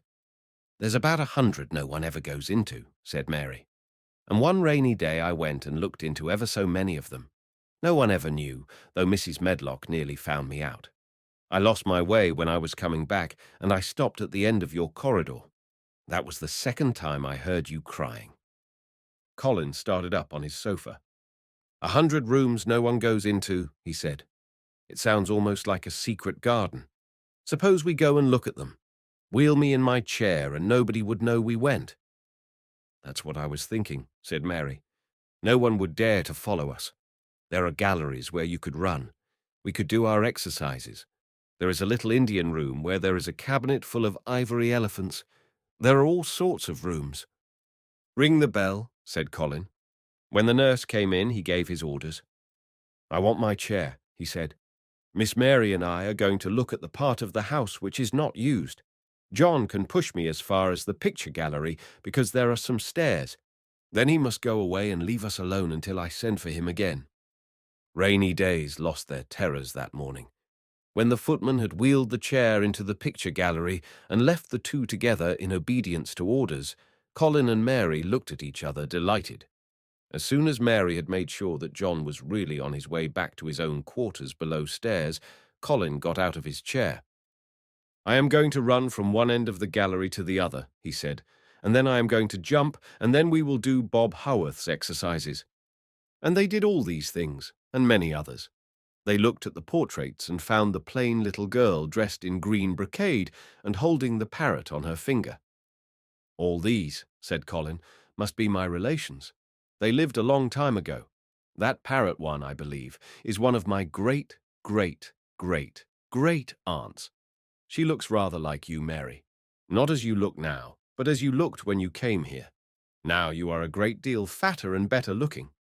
"So are you," said Mary, and they both laughed. They went to the Indian room and amused themselves with the ivory elephants. They found the rose-colored brocade boudoir and the hole in the cushion the mouse had left, but the mice had grown up and run away, and the hole was empty. They saw more rooms and made more discoveries than Mary had made on her first pilgrimage. They found new corridors and corners and flights of steps and new old pictures they liked and weird old things they did not know the use of. It was a curiously entertaining morning, and the feeling of wandering about in the same house with other people, but at the same time feeling as if one were miles away from them, was a fascinating thing. "I'm glad we came," Colin said. "I never knew I lived in such a big, queer old place. I like it. We will ramble about every rainy day. We shall always be finding new, queer corners and things." That morning they had found, among other things, such good appetites that when they returned to Colin's room, it was not possible to send the luncheon away untouched. When the nurse carried the tray downstairs, she slapped it down on the kitchen dresser so that Mrs. Loomis, the cook, could see the highly polished dishes and plates. "Look at that," she said. "This is a house of mystery, and those two children are the greatest mysteries in it." "If they keep that up every day," said the strong young footman John, "there'd be small wonder that he weighs twice as much today as he did a month ago. I should have to give up my place in time for fear of doing my muscles an injury." That afternoon, Mary noticed that something new had happened in Colin's room. She had noticed it the day before, but had said nothing because she thought the change might have been made by chance. She said nothing today, but she sat and looked fixedly at the picture over the mantel. She could look at it because the curtain had been drawn aside. That was the change she noticed. "I know what you want me to tell you," said Colin, after she had stared a few minutes. "I always know when you want me to tell you something. You are wondering why the curtain is drawn back. I am going to keep it like that." "Why?" asked Mary. "Because it doesn't make me angry any more to see her laughing. I wakened when it was bright moonlight 2 nights ago and felt as if the magic was filling the room and making everything so splendid that I couldn't lie still. I got up and looked out of the window. The room was quite light, and there was a patch of moonlight on the curtain, and somehow that made me go and pull the cord. She looked right down at me, as if she were laughing because she was glad I was standing there. It made me like to look at her. I want to see her laughing like that all the time. I think she must have been a sort of magic person, perhaps." "You are so like her now," said Mary, "that sometimes I think perhaps you are her ghost made into a boy." That idea seemed to impress Colin. He thought it over and then answered her slowly. "If I were her ghost, my father would be fond of me," he said. "Do you want him to be fond of you?" inquired Mary. "I used to hate it because he was not fond of me. If he grew fond of me, I think I should tell him about the magic. It might make him more cheerful." Chapter 26. Its mother. Their belief in the magic was an abiding thing. After the morning's incantations, Colin sometimes gave them magic lectures. "I like to do it," he explained, "because when I grow up and make great scientific discoveries, I shall be obliged to lecture about them, and so this is practice. I can only give short lectures now because I am very young, and besides, Ben Weatherstaff would feel as if he were in church, and he would go to sleep." "The best thing about lecturing," said Ben, "is that a chap can get up and say aught he pleases, and no other chap can answer him back. I wouldn't be aging lecturing a bit myself sometimes." But when Colin held forth under his tree, old Ben fixed devouring eyes on him and kept them there. He looked him over with critical affection. It was not so much the lecture which interested him as the legs which looked straighter and stronger each day, the boyish head which held itself up so well, the once sharp chin and hollow cheeks which had filled and rounded out, and the eyes which had begun to hold the light he remembered in another pair.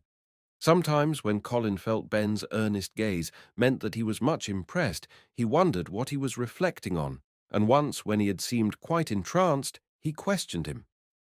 "What are you thinking about, Ben Weatherstaff?" he asked. "I was thinking," answered Ben, "as I'd warrant there's gone up 3 or 4 pound this week. I was looking at that calves and the shoulders. I'd like to get thee on a pair of scales." "It's the magic, and Mrs. Sowerby's buns and milk and things," said Colin. "You see, the scientific experiment has succeeded." That morning, Dickon was too late to hear the lecture. When he came, he was ruddy with running, and his funny face looked more twinkling than usual. As they had a good deal of weeding to do after the rains, they fell to work. They always had plenty to do after a warm, deep-sinking rain. The moisture which was good for the flowers was also good for the weeds, which thrust up tiny blades of grass and points of leaves, which must be pulled up before their roots took too firm hold. Colin was as good at weeding as anyone in these days, and he could lecture while he was doing it. "The magic works best when you work yourself," he said this morning. "You can feel it in your bones and muscles. I am going to read books about bones and muscles, but I am going to write a book about magic. I am making it up now. I keep finding out things." It was not very long after he had said this that he laid down his trowel and stood up on his feet. He had been silent for several minutes, and they had seen that he was thinking out lectures, as he often did. When he dropped his trowel and stood upright, it seemed to Mary and Dickon as if a sudden strong thought had made him do it. He stretched himself out to his tallest height, and he threw out his arms exultantly. Colour glowed in his face, and his strange eyes widened with joyfulness. All at once he had realized something to the full. "Mary, Dickon," he cried, "just look at me." They stopped their weeding and looked at him. "Do you remember that first morning you brought me in here?" he demanded. Dickon was looking at him very hard. Being an animal charmer, He could see more things than most people could, and many of them were things he never talked about. He saw some of them now in this boy. "Aye, that we do," he answered. Mary looked hard too, but she said nothing. "Just this minute," said Colin. "All at once I remembered it myself, when I looked at my hand digging with the trowel, and I had to stand up on my feet to see if it was real. And it is real. I'm well. I'm well." "Aye, that the art," said Dickon. "I'm well. I'm well," said Colin again, and his face went quite red all over. He had known it before in a way. He had hoped it and felt it and thought about it, but just at that minute something had rushed all through him, a sort of rapturous belief and realization, and it had been so strong that he could not help calling out, "I shall live forever and ever," he cried grandly. "I shall find out thousands and thousands of things. I shall find out about people and creatures and everything that grows, like Dickon, and I shall never stop making magic. I'm well. I'm well. I feel as if I want to shout out something thankful, joyful." Ben Weatherstaff, who had been working near a rose bush, glanced round at him. "That might sing the doxology," he suggested in his driest grunt. He had no opinion of the doxology, and he did not make the suggestion with any particular reverence. But Colin was of an exploring mind, and he knew nothing about the doxology. "What is that?" he inquired. "Dickon can sing it for thee, I'll warrant," replied Ben Weatherstaff. Dickon answered with his all-perceiving animal charmer's smile. "They sing it at church," he said. "Mother says she believes the skylark sings it when they gets up either morning." "If she says that, it must be a nice song," Colin answered. "I've never been in a church myself. I was always too ill. Sing it, Dickon. I want to hear it." Dickon was quite simple and unaffected about it. He understood what Colin felt better than Colin did himself. He understood by a sort of instinct so natural that he did not know it was understanding. He pulled off his cap and looked round, still smiling. "Thou must take off that cap," he said to Colin, "and so mun that Ben, and thou mun stand up, thou knows." Colin took off his cap, and the sun shone on and warmed his thick hair as he watched Dickon intently. Ben Weatherstaff scrambled up from his knees and bared his head too, with a sort of puzzled, half-resentful look on his old face, as if he didn't know exactly why he was doing this remarkable thing. Dickon stood out among the trees and rose bushes and began to sing in quite a simple, matter-of-fact way, and in a nice, strong boy voice. "Praise God from whom all blessings flow. Praise him all creatures here below. Praise him above, ye heavenly host. Praise Father, Son, and Holy Ghost. Amen." When he had finished, Ben Weatherstaff was standing quite still with his jaws set obstinately, but with a disturbed look in his eyes fixed on Colin. Colin's face was thoughtful and appreciative. "It is a very nice song," he said. "I like it. Perhaps it means just what I mean when I want to shout out that I am thankful to the magic." He stopped and thought in a puzzled way. Perhaps they are both the same thing. How can we know the exact names of everything? "Sing it again, Dickon." "Let us try, Mary. I want to sing it too. It's my song. How does it begin?" "Praise God from whom all blessings flow." And they sang it again, and Mary and Colin lifted their voices as musically as they could, and Dickon's swelled quite loud and beautiful.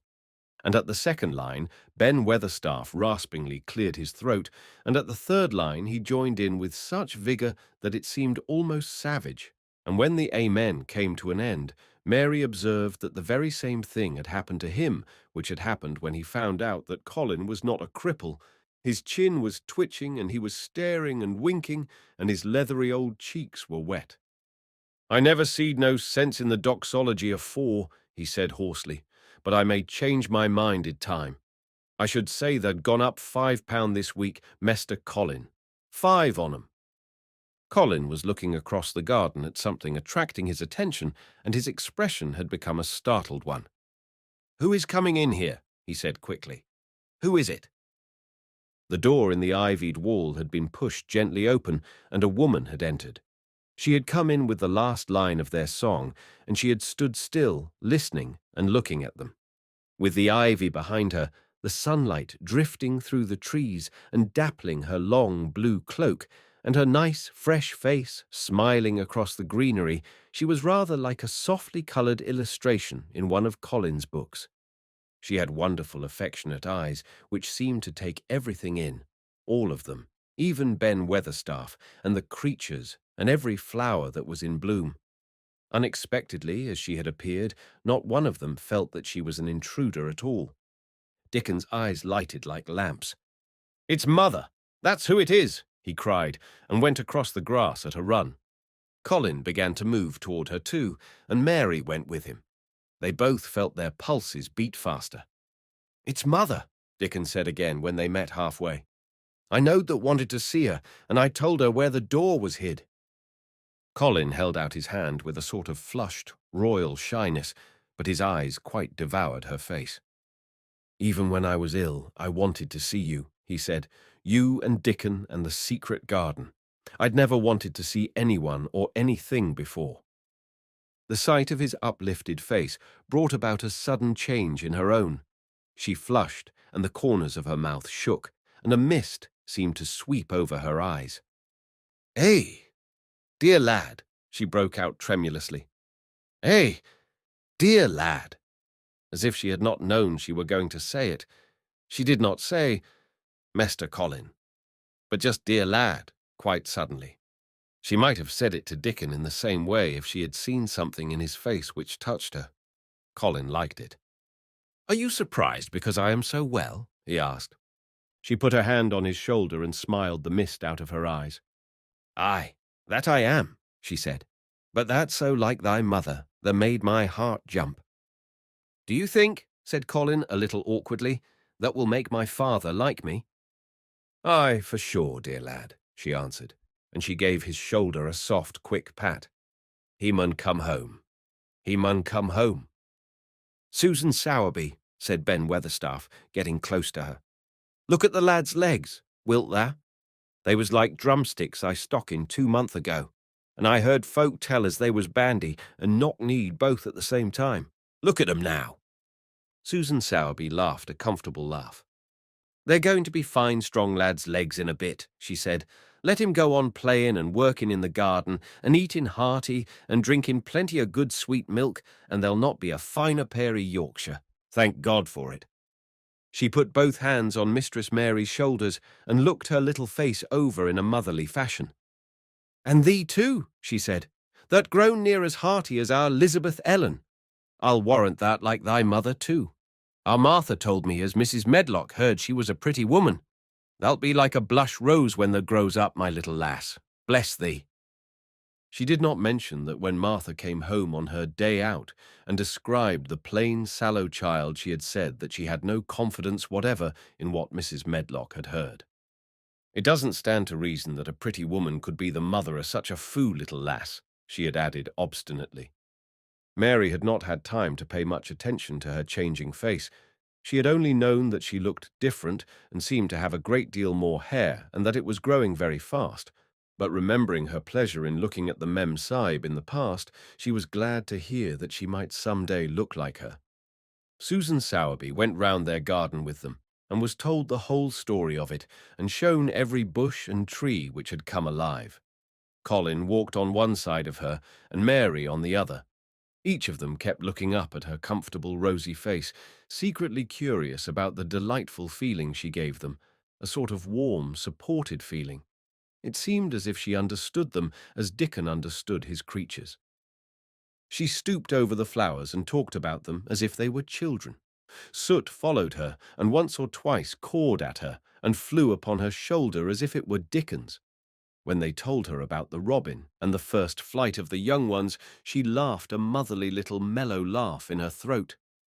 "I suppose learning 'em to fly is like learning children to walk, but I'm feared I should be all in a worrit if mine had wings instead of legs," she said. It was because she seemed such a wonderful woman in her nice moorland cottage way that at last she was told about the magic. "Do you believe in magic?" asked Colin after he had explained about Indian fakirs. "I do hope you do." "That I do, lad," she answered. "I never knowed it by that name, but what does the name matter?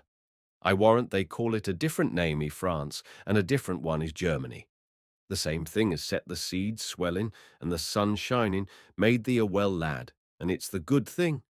It isn't like us poor fools as think it matters if us is called out of our names. The big good thing doesn't stop to worrit, bless thee. It goes on making worlds by the million, worlds like us. Never thee stop believing in the big good thing and knowing the world's full of it, and call it what thou likes. Thou wert singing to it when I come into the garden. I felt so joyful, said Colin, opening his beautiful, strange eyes at her. Suddenly I felt how different I was, how strong my arms and legs were, and how I could dig and stand, and I jumped up and wanted to shout out something to anything that would listen. The magic listened when thou sung the doxology. It would 'a listened to anything that sung. It was the joy that mattered. Lad, what's names to the joy maker? And she gave his shoulders a quick, soft pat again. She had packed a basket which held a regular feast this morning, and when the hungry hour came and Dickon brought it out from its hiding place, she sat down with them under their tree and watched them devour their food, laughing and quite gloating over their appetites. She was full of fun and made them laugh at all sorts of odd things. She told them stories in broad Yorkshire and taught them new words. She laughed as if she could not help it when they told her of the increasing difficulty there was in pretending that Colin was still a fretful invalid. You see, we can't help laughing nearly all the time when we are together, explained Colin. And it doesn't sound ill at all. We try to choke it back, but it will burst out, and that sounds worse than ever. There's one thing that comes into my mind so often, said Mary, and I can scarcely ever hold in when I think of it suddenly. I keep thinking suppose Colin's face should get to look like a full moon.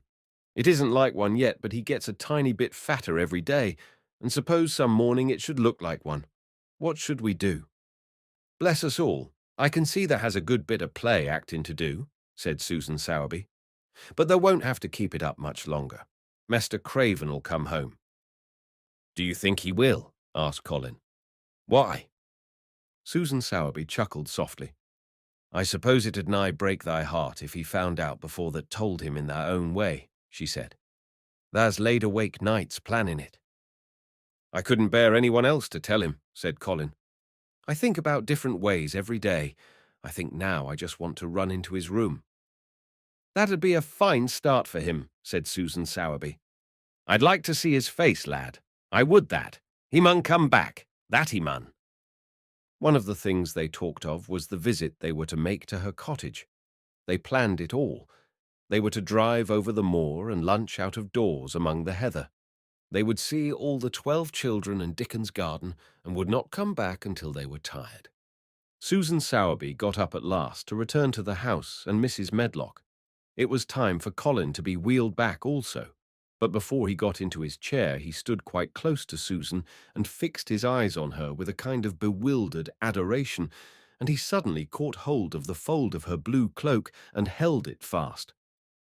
You are just what I wanted, he said.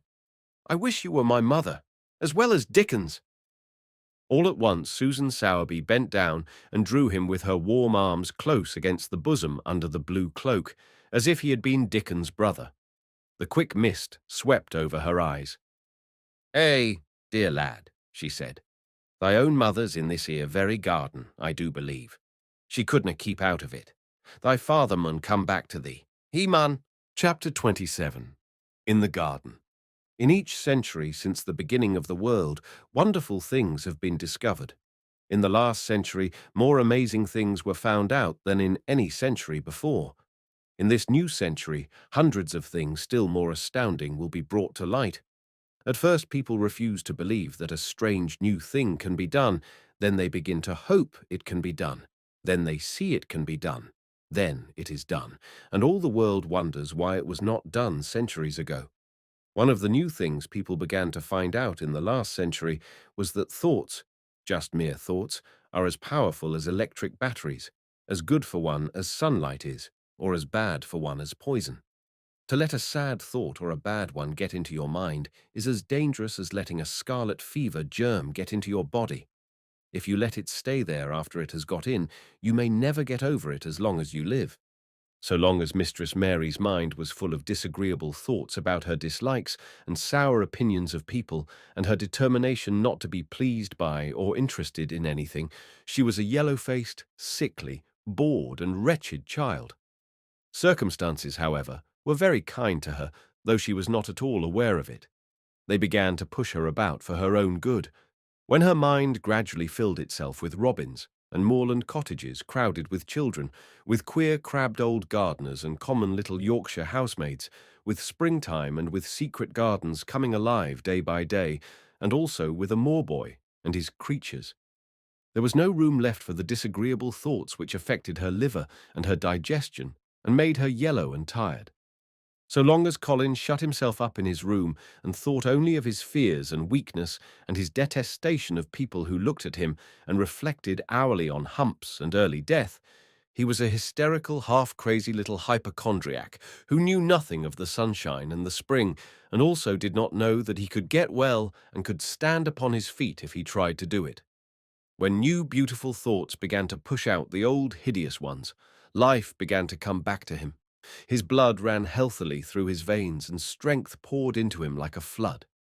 His scientific experiment was quite practical and simple, and there was nothing weird about it at all. Much more surprising things can happen to anyone who, when a disagreeable or discouraged thought comes into his mind, just has the sense to remember in time and push it out by putting in an agreeable, determinedly courageous one. Two things cannot be in one place. Where you tend a rose, my lad, a thistle cannot grow. While the secret garden was coming alive and two children were coming alive with it, there was a man wandering about certain far-away, beautiful places in the Norwegian fjords and the valleys and mountains of Switzerland, and he was a man who for 10 years had kept his mind filled with dark and heartbroken thinking. He had not been courageous. He had never tried to put any other thoughts in the place of the dark ones. He had wandered by blue lakes and thought them. He had lain on mountainsides with sheets of deep blue gentians blooming all about him and flower breaths filling all the air, and he had thought them. A terrible sorrow had fallen upon him when he had been happy, and he had let his soul fill itself with blackness, and had refused obstinately to allow any rift of light to pierce through. He had forgotten and deserted his home and his duties. When he travelled about, darkness so brooded over him that the sight of him was a wrong done to other people, because it was as if he poisoned the air about him with gloom. Most strangers thought he must be either half mad or a man with some hidden crime on his soul. He was a tall man with a drawn face and crooked shoulders, and the name he always entered on the hotel registers was Archibald Craven, Misselthwaite Manor, Yorkshire, England. He had travelled far and wide since the day he saw Mistress Mary in his study and told her she might have her bit of earth. He had been in the most beautiful places in Europe, though he had remained nowhere more than a few days. He had chosen the quietest and remotest spots. He had been on the tops of mountains whose heads were in the clouds, and had looked down on other mountains when the sun rose and touched them with such light as made it seem as if the world were just being born. But the light had never seemed to touch himself until one day when he realized that for the first time in 10 years a strange thing had happened. He was in a wonderful valley in the Austrian Tyrol, and he had been walking alone through such beauty as might have lifted any man's soul out of shadow. He had walked a long way, and it had not lifted his. But at last he had felt tired and had thrown himself down to rest on a carpet of moss by a stream. It was a clear little stream which ran quite merrily along on its narrow way through the luscious, damp greenness. Sometimes it made a sound rather like very low laughter as it bubbled over in round stones. He saw birds come and dip their heads to drink in it and then flick their wings and fly away. It seemed like a thing alive, and yet its tiny voice made the stillness seem deeper. The valley was very, very still. As he sat gazing into the clear running of the water, Archibald Craven gradually felt his mind and body both grow quiet as the valley itself. He wondered if he were going to sleep, but he was not. He sat and gazed at the sunlit water, and his eyes began to see things growing at its edge.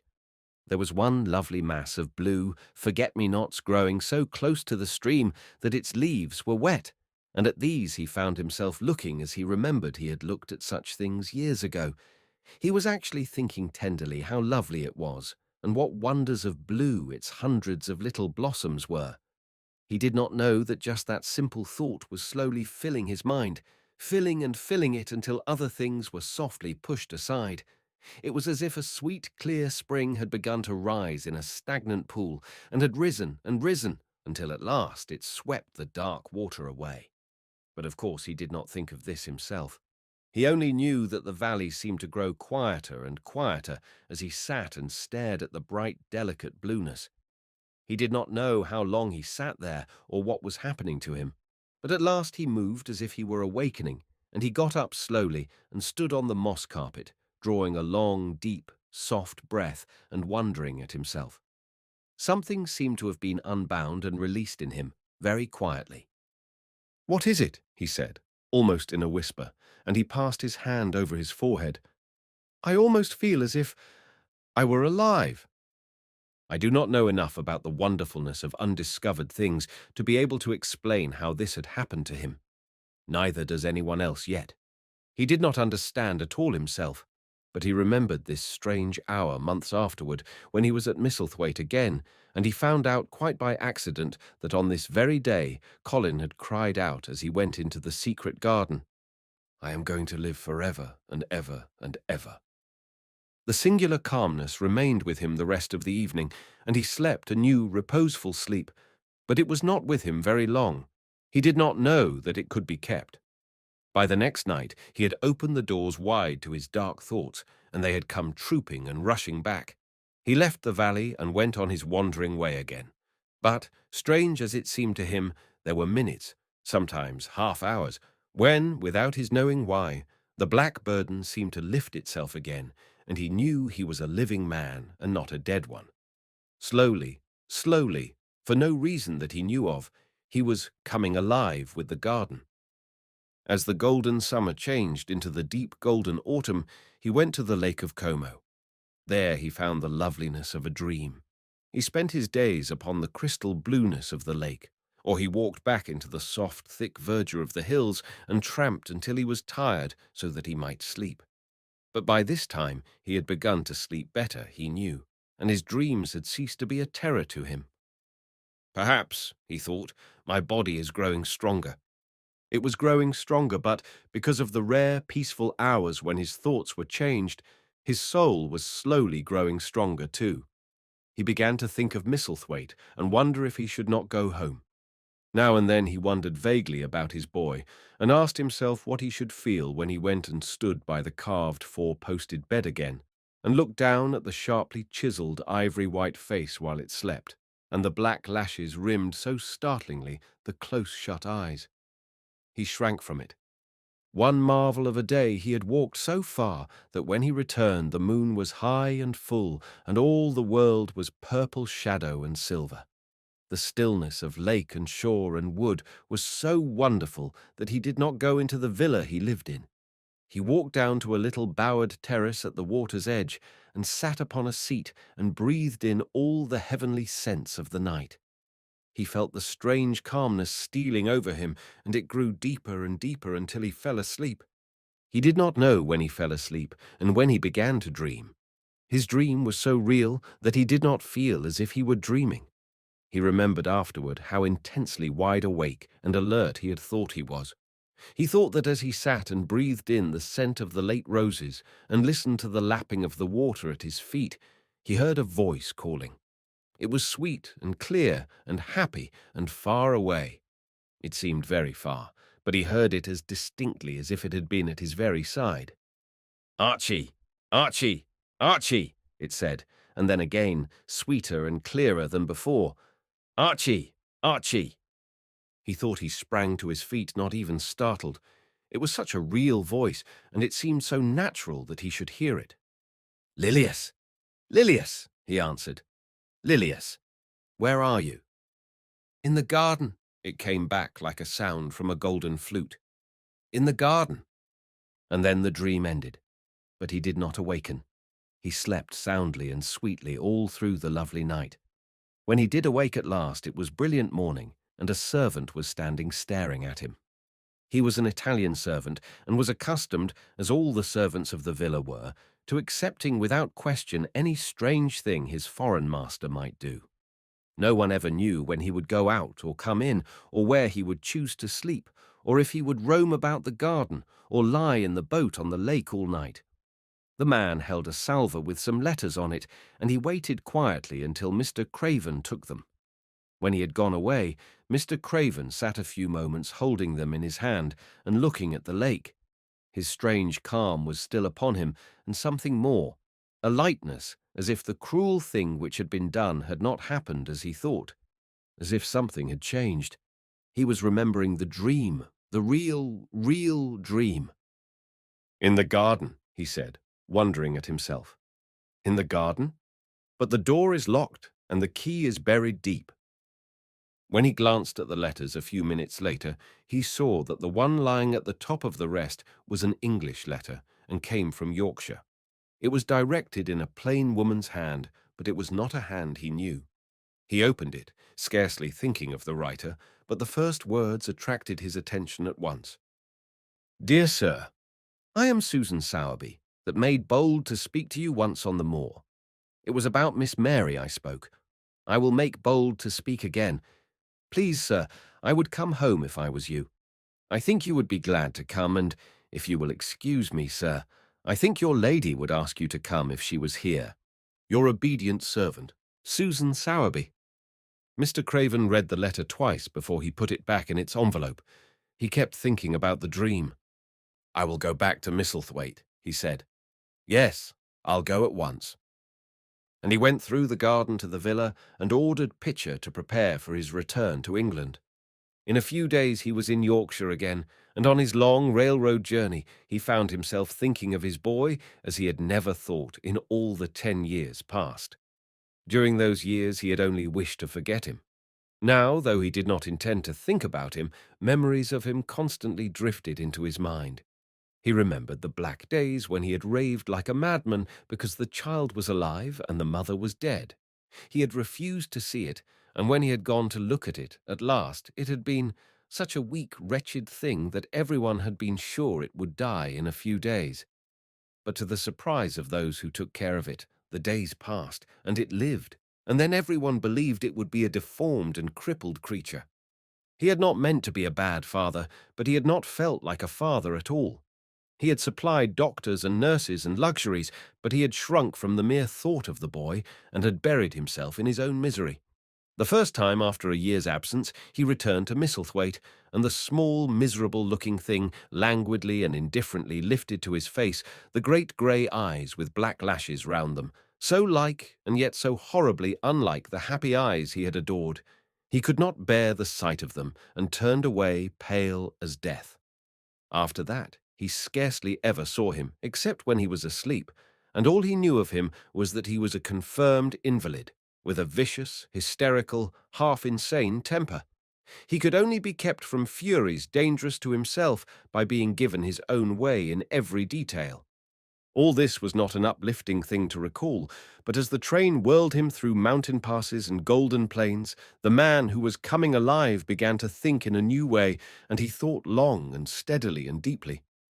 "Perhaps I have been all wrong for 10 years, he said to himself. 10 years is a long time. It may be too late to do anything. Quite too late. What have I been thinking of? Of course, this was the wrong magic, to begin by saying, too late. Even Colin could have told him that.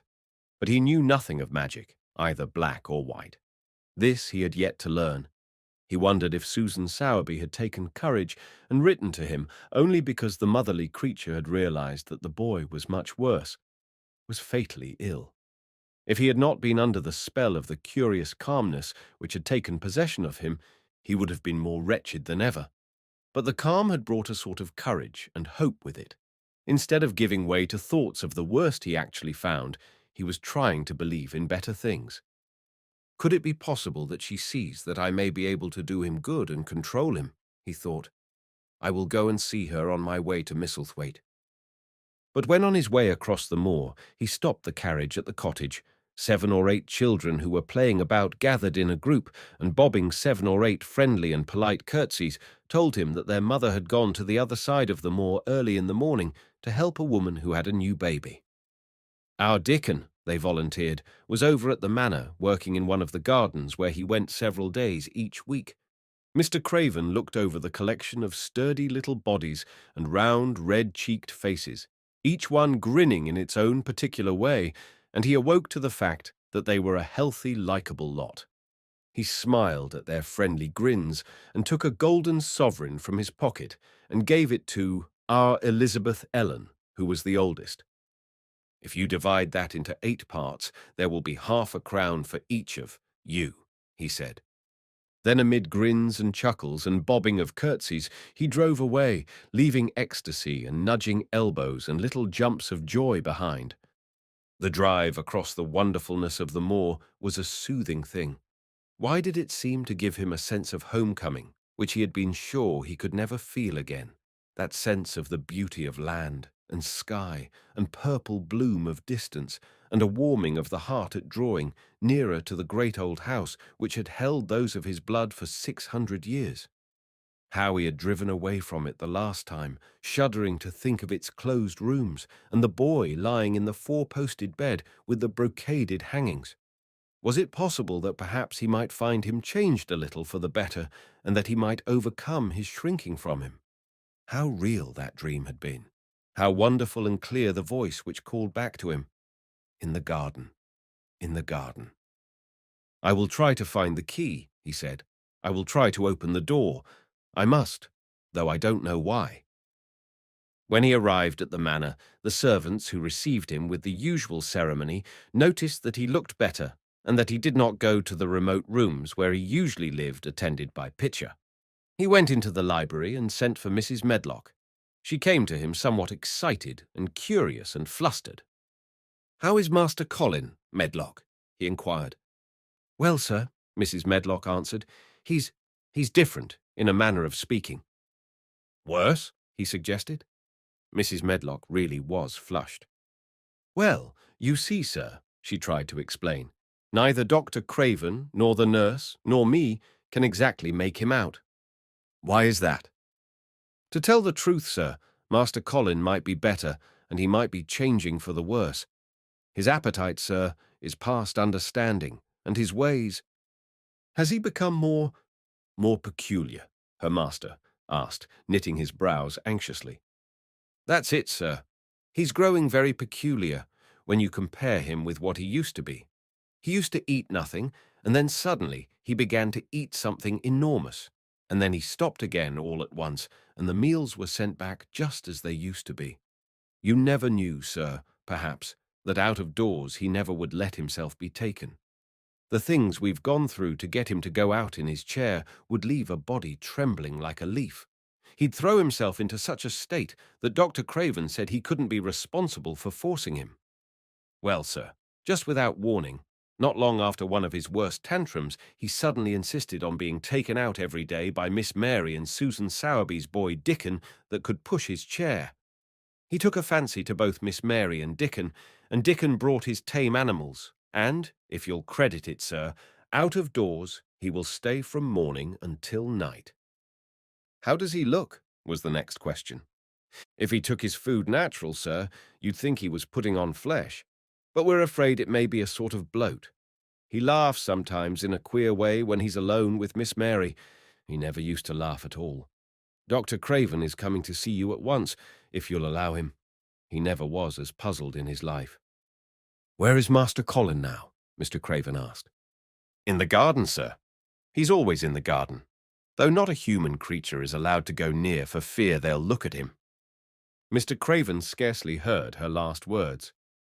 "In the garden," he said, and after he had sent Mrs. Medlock away, he stood and repeated it again and again.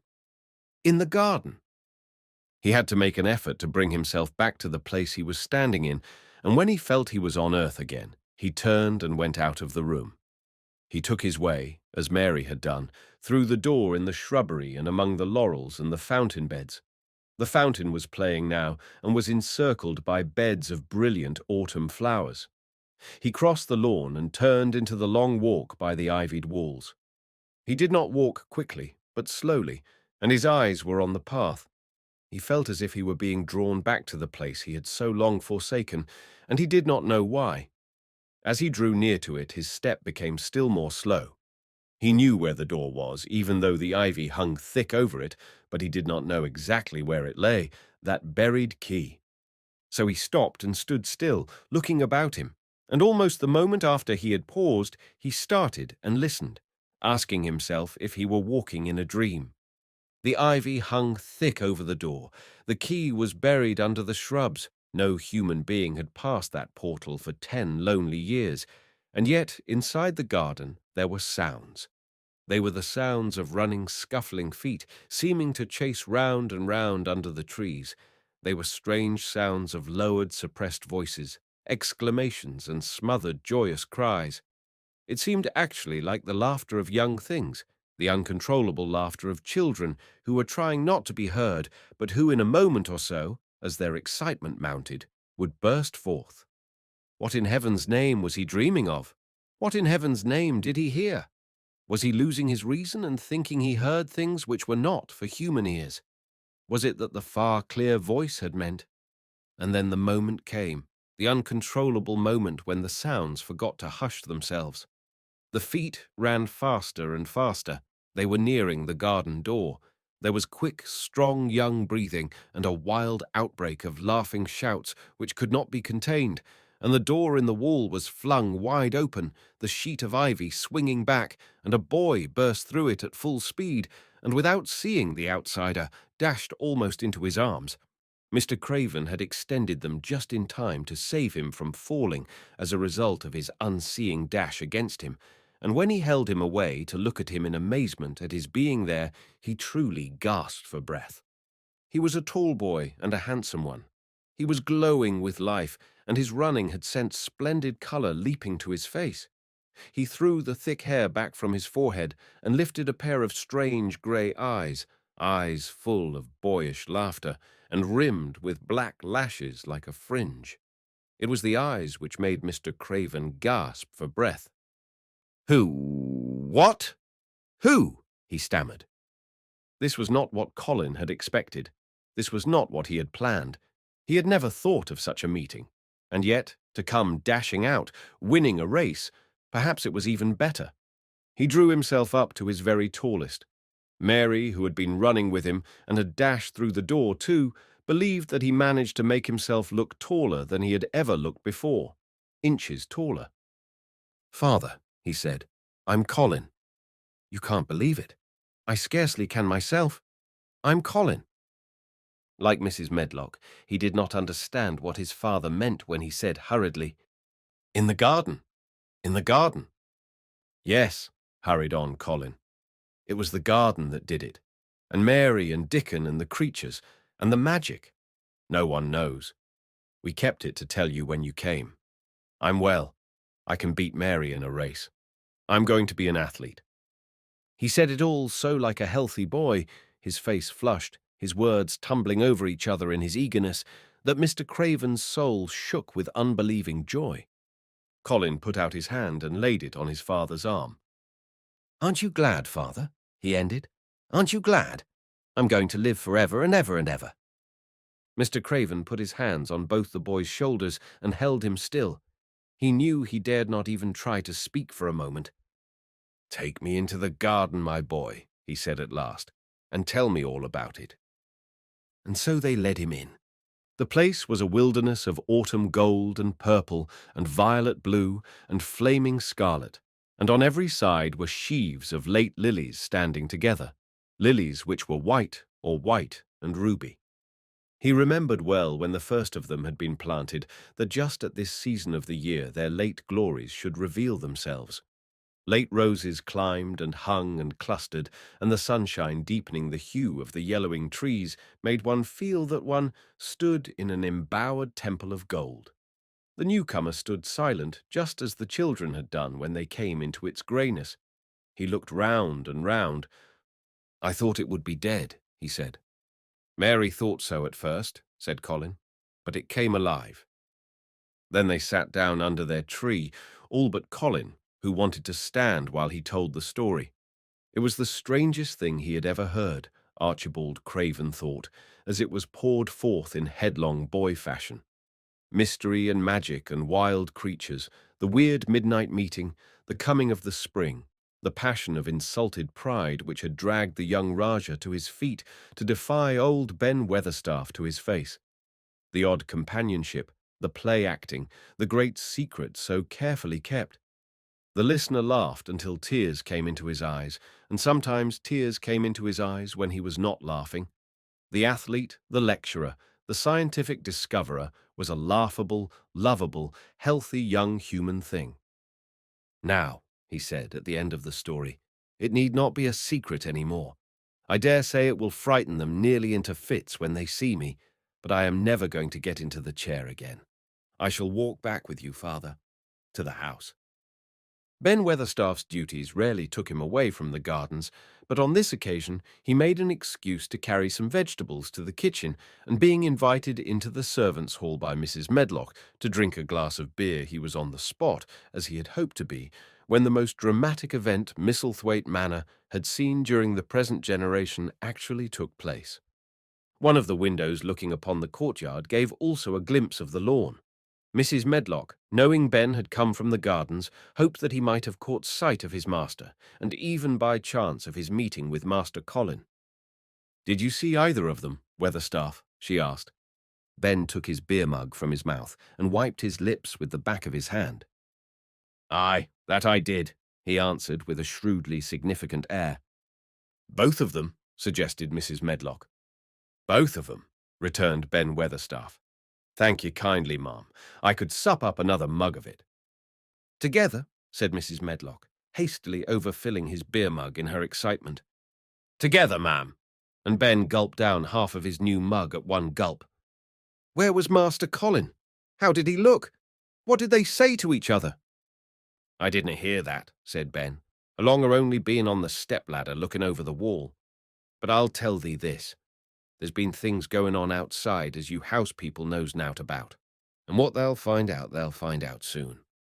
And it was not 2 minutes before he swallowed the last of his beer and waved his mug solemnly toward the window which took in through the shrubbery a piece of the lawn. "Look there," he said, "if that's curious. Look what's coming across the grass." When Mrs. Medlock looked, she threw up her hands and gave a little shriek, and every man and woman servant within hearing bolted across the servants' hall and stood looking through the window with their eyes almost starting out of their heads. Across the lawn came the master of Misselthwaite, and he looked as many of them had never seen him. And by his side, with his head up in the air and his eyes full of laughter, walked as strongly and steadily as any boy in Yorkshire. Master Colin. The end.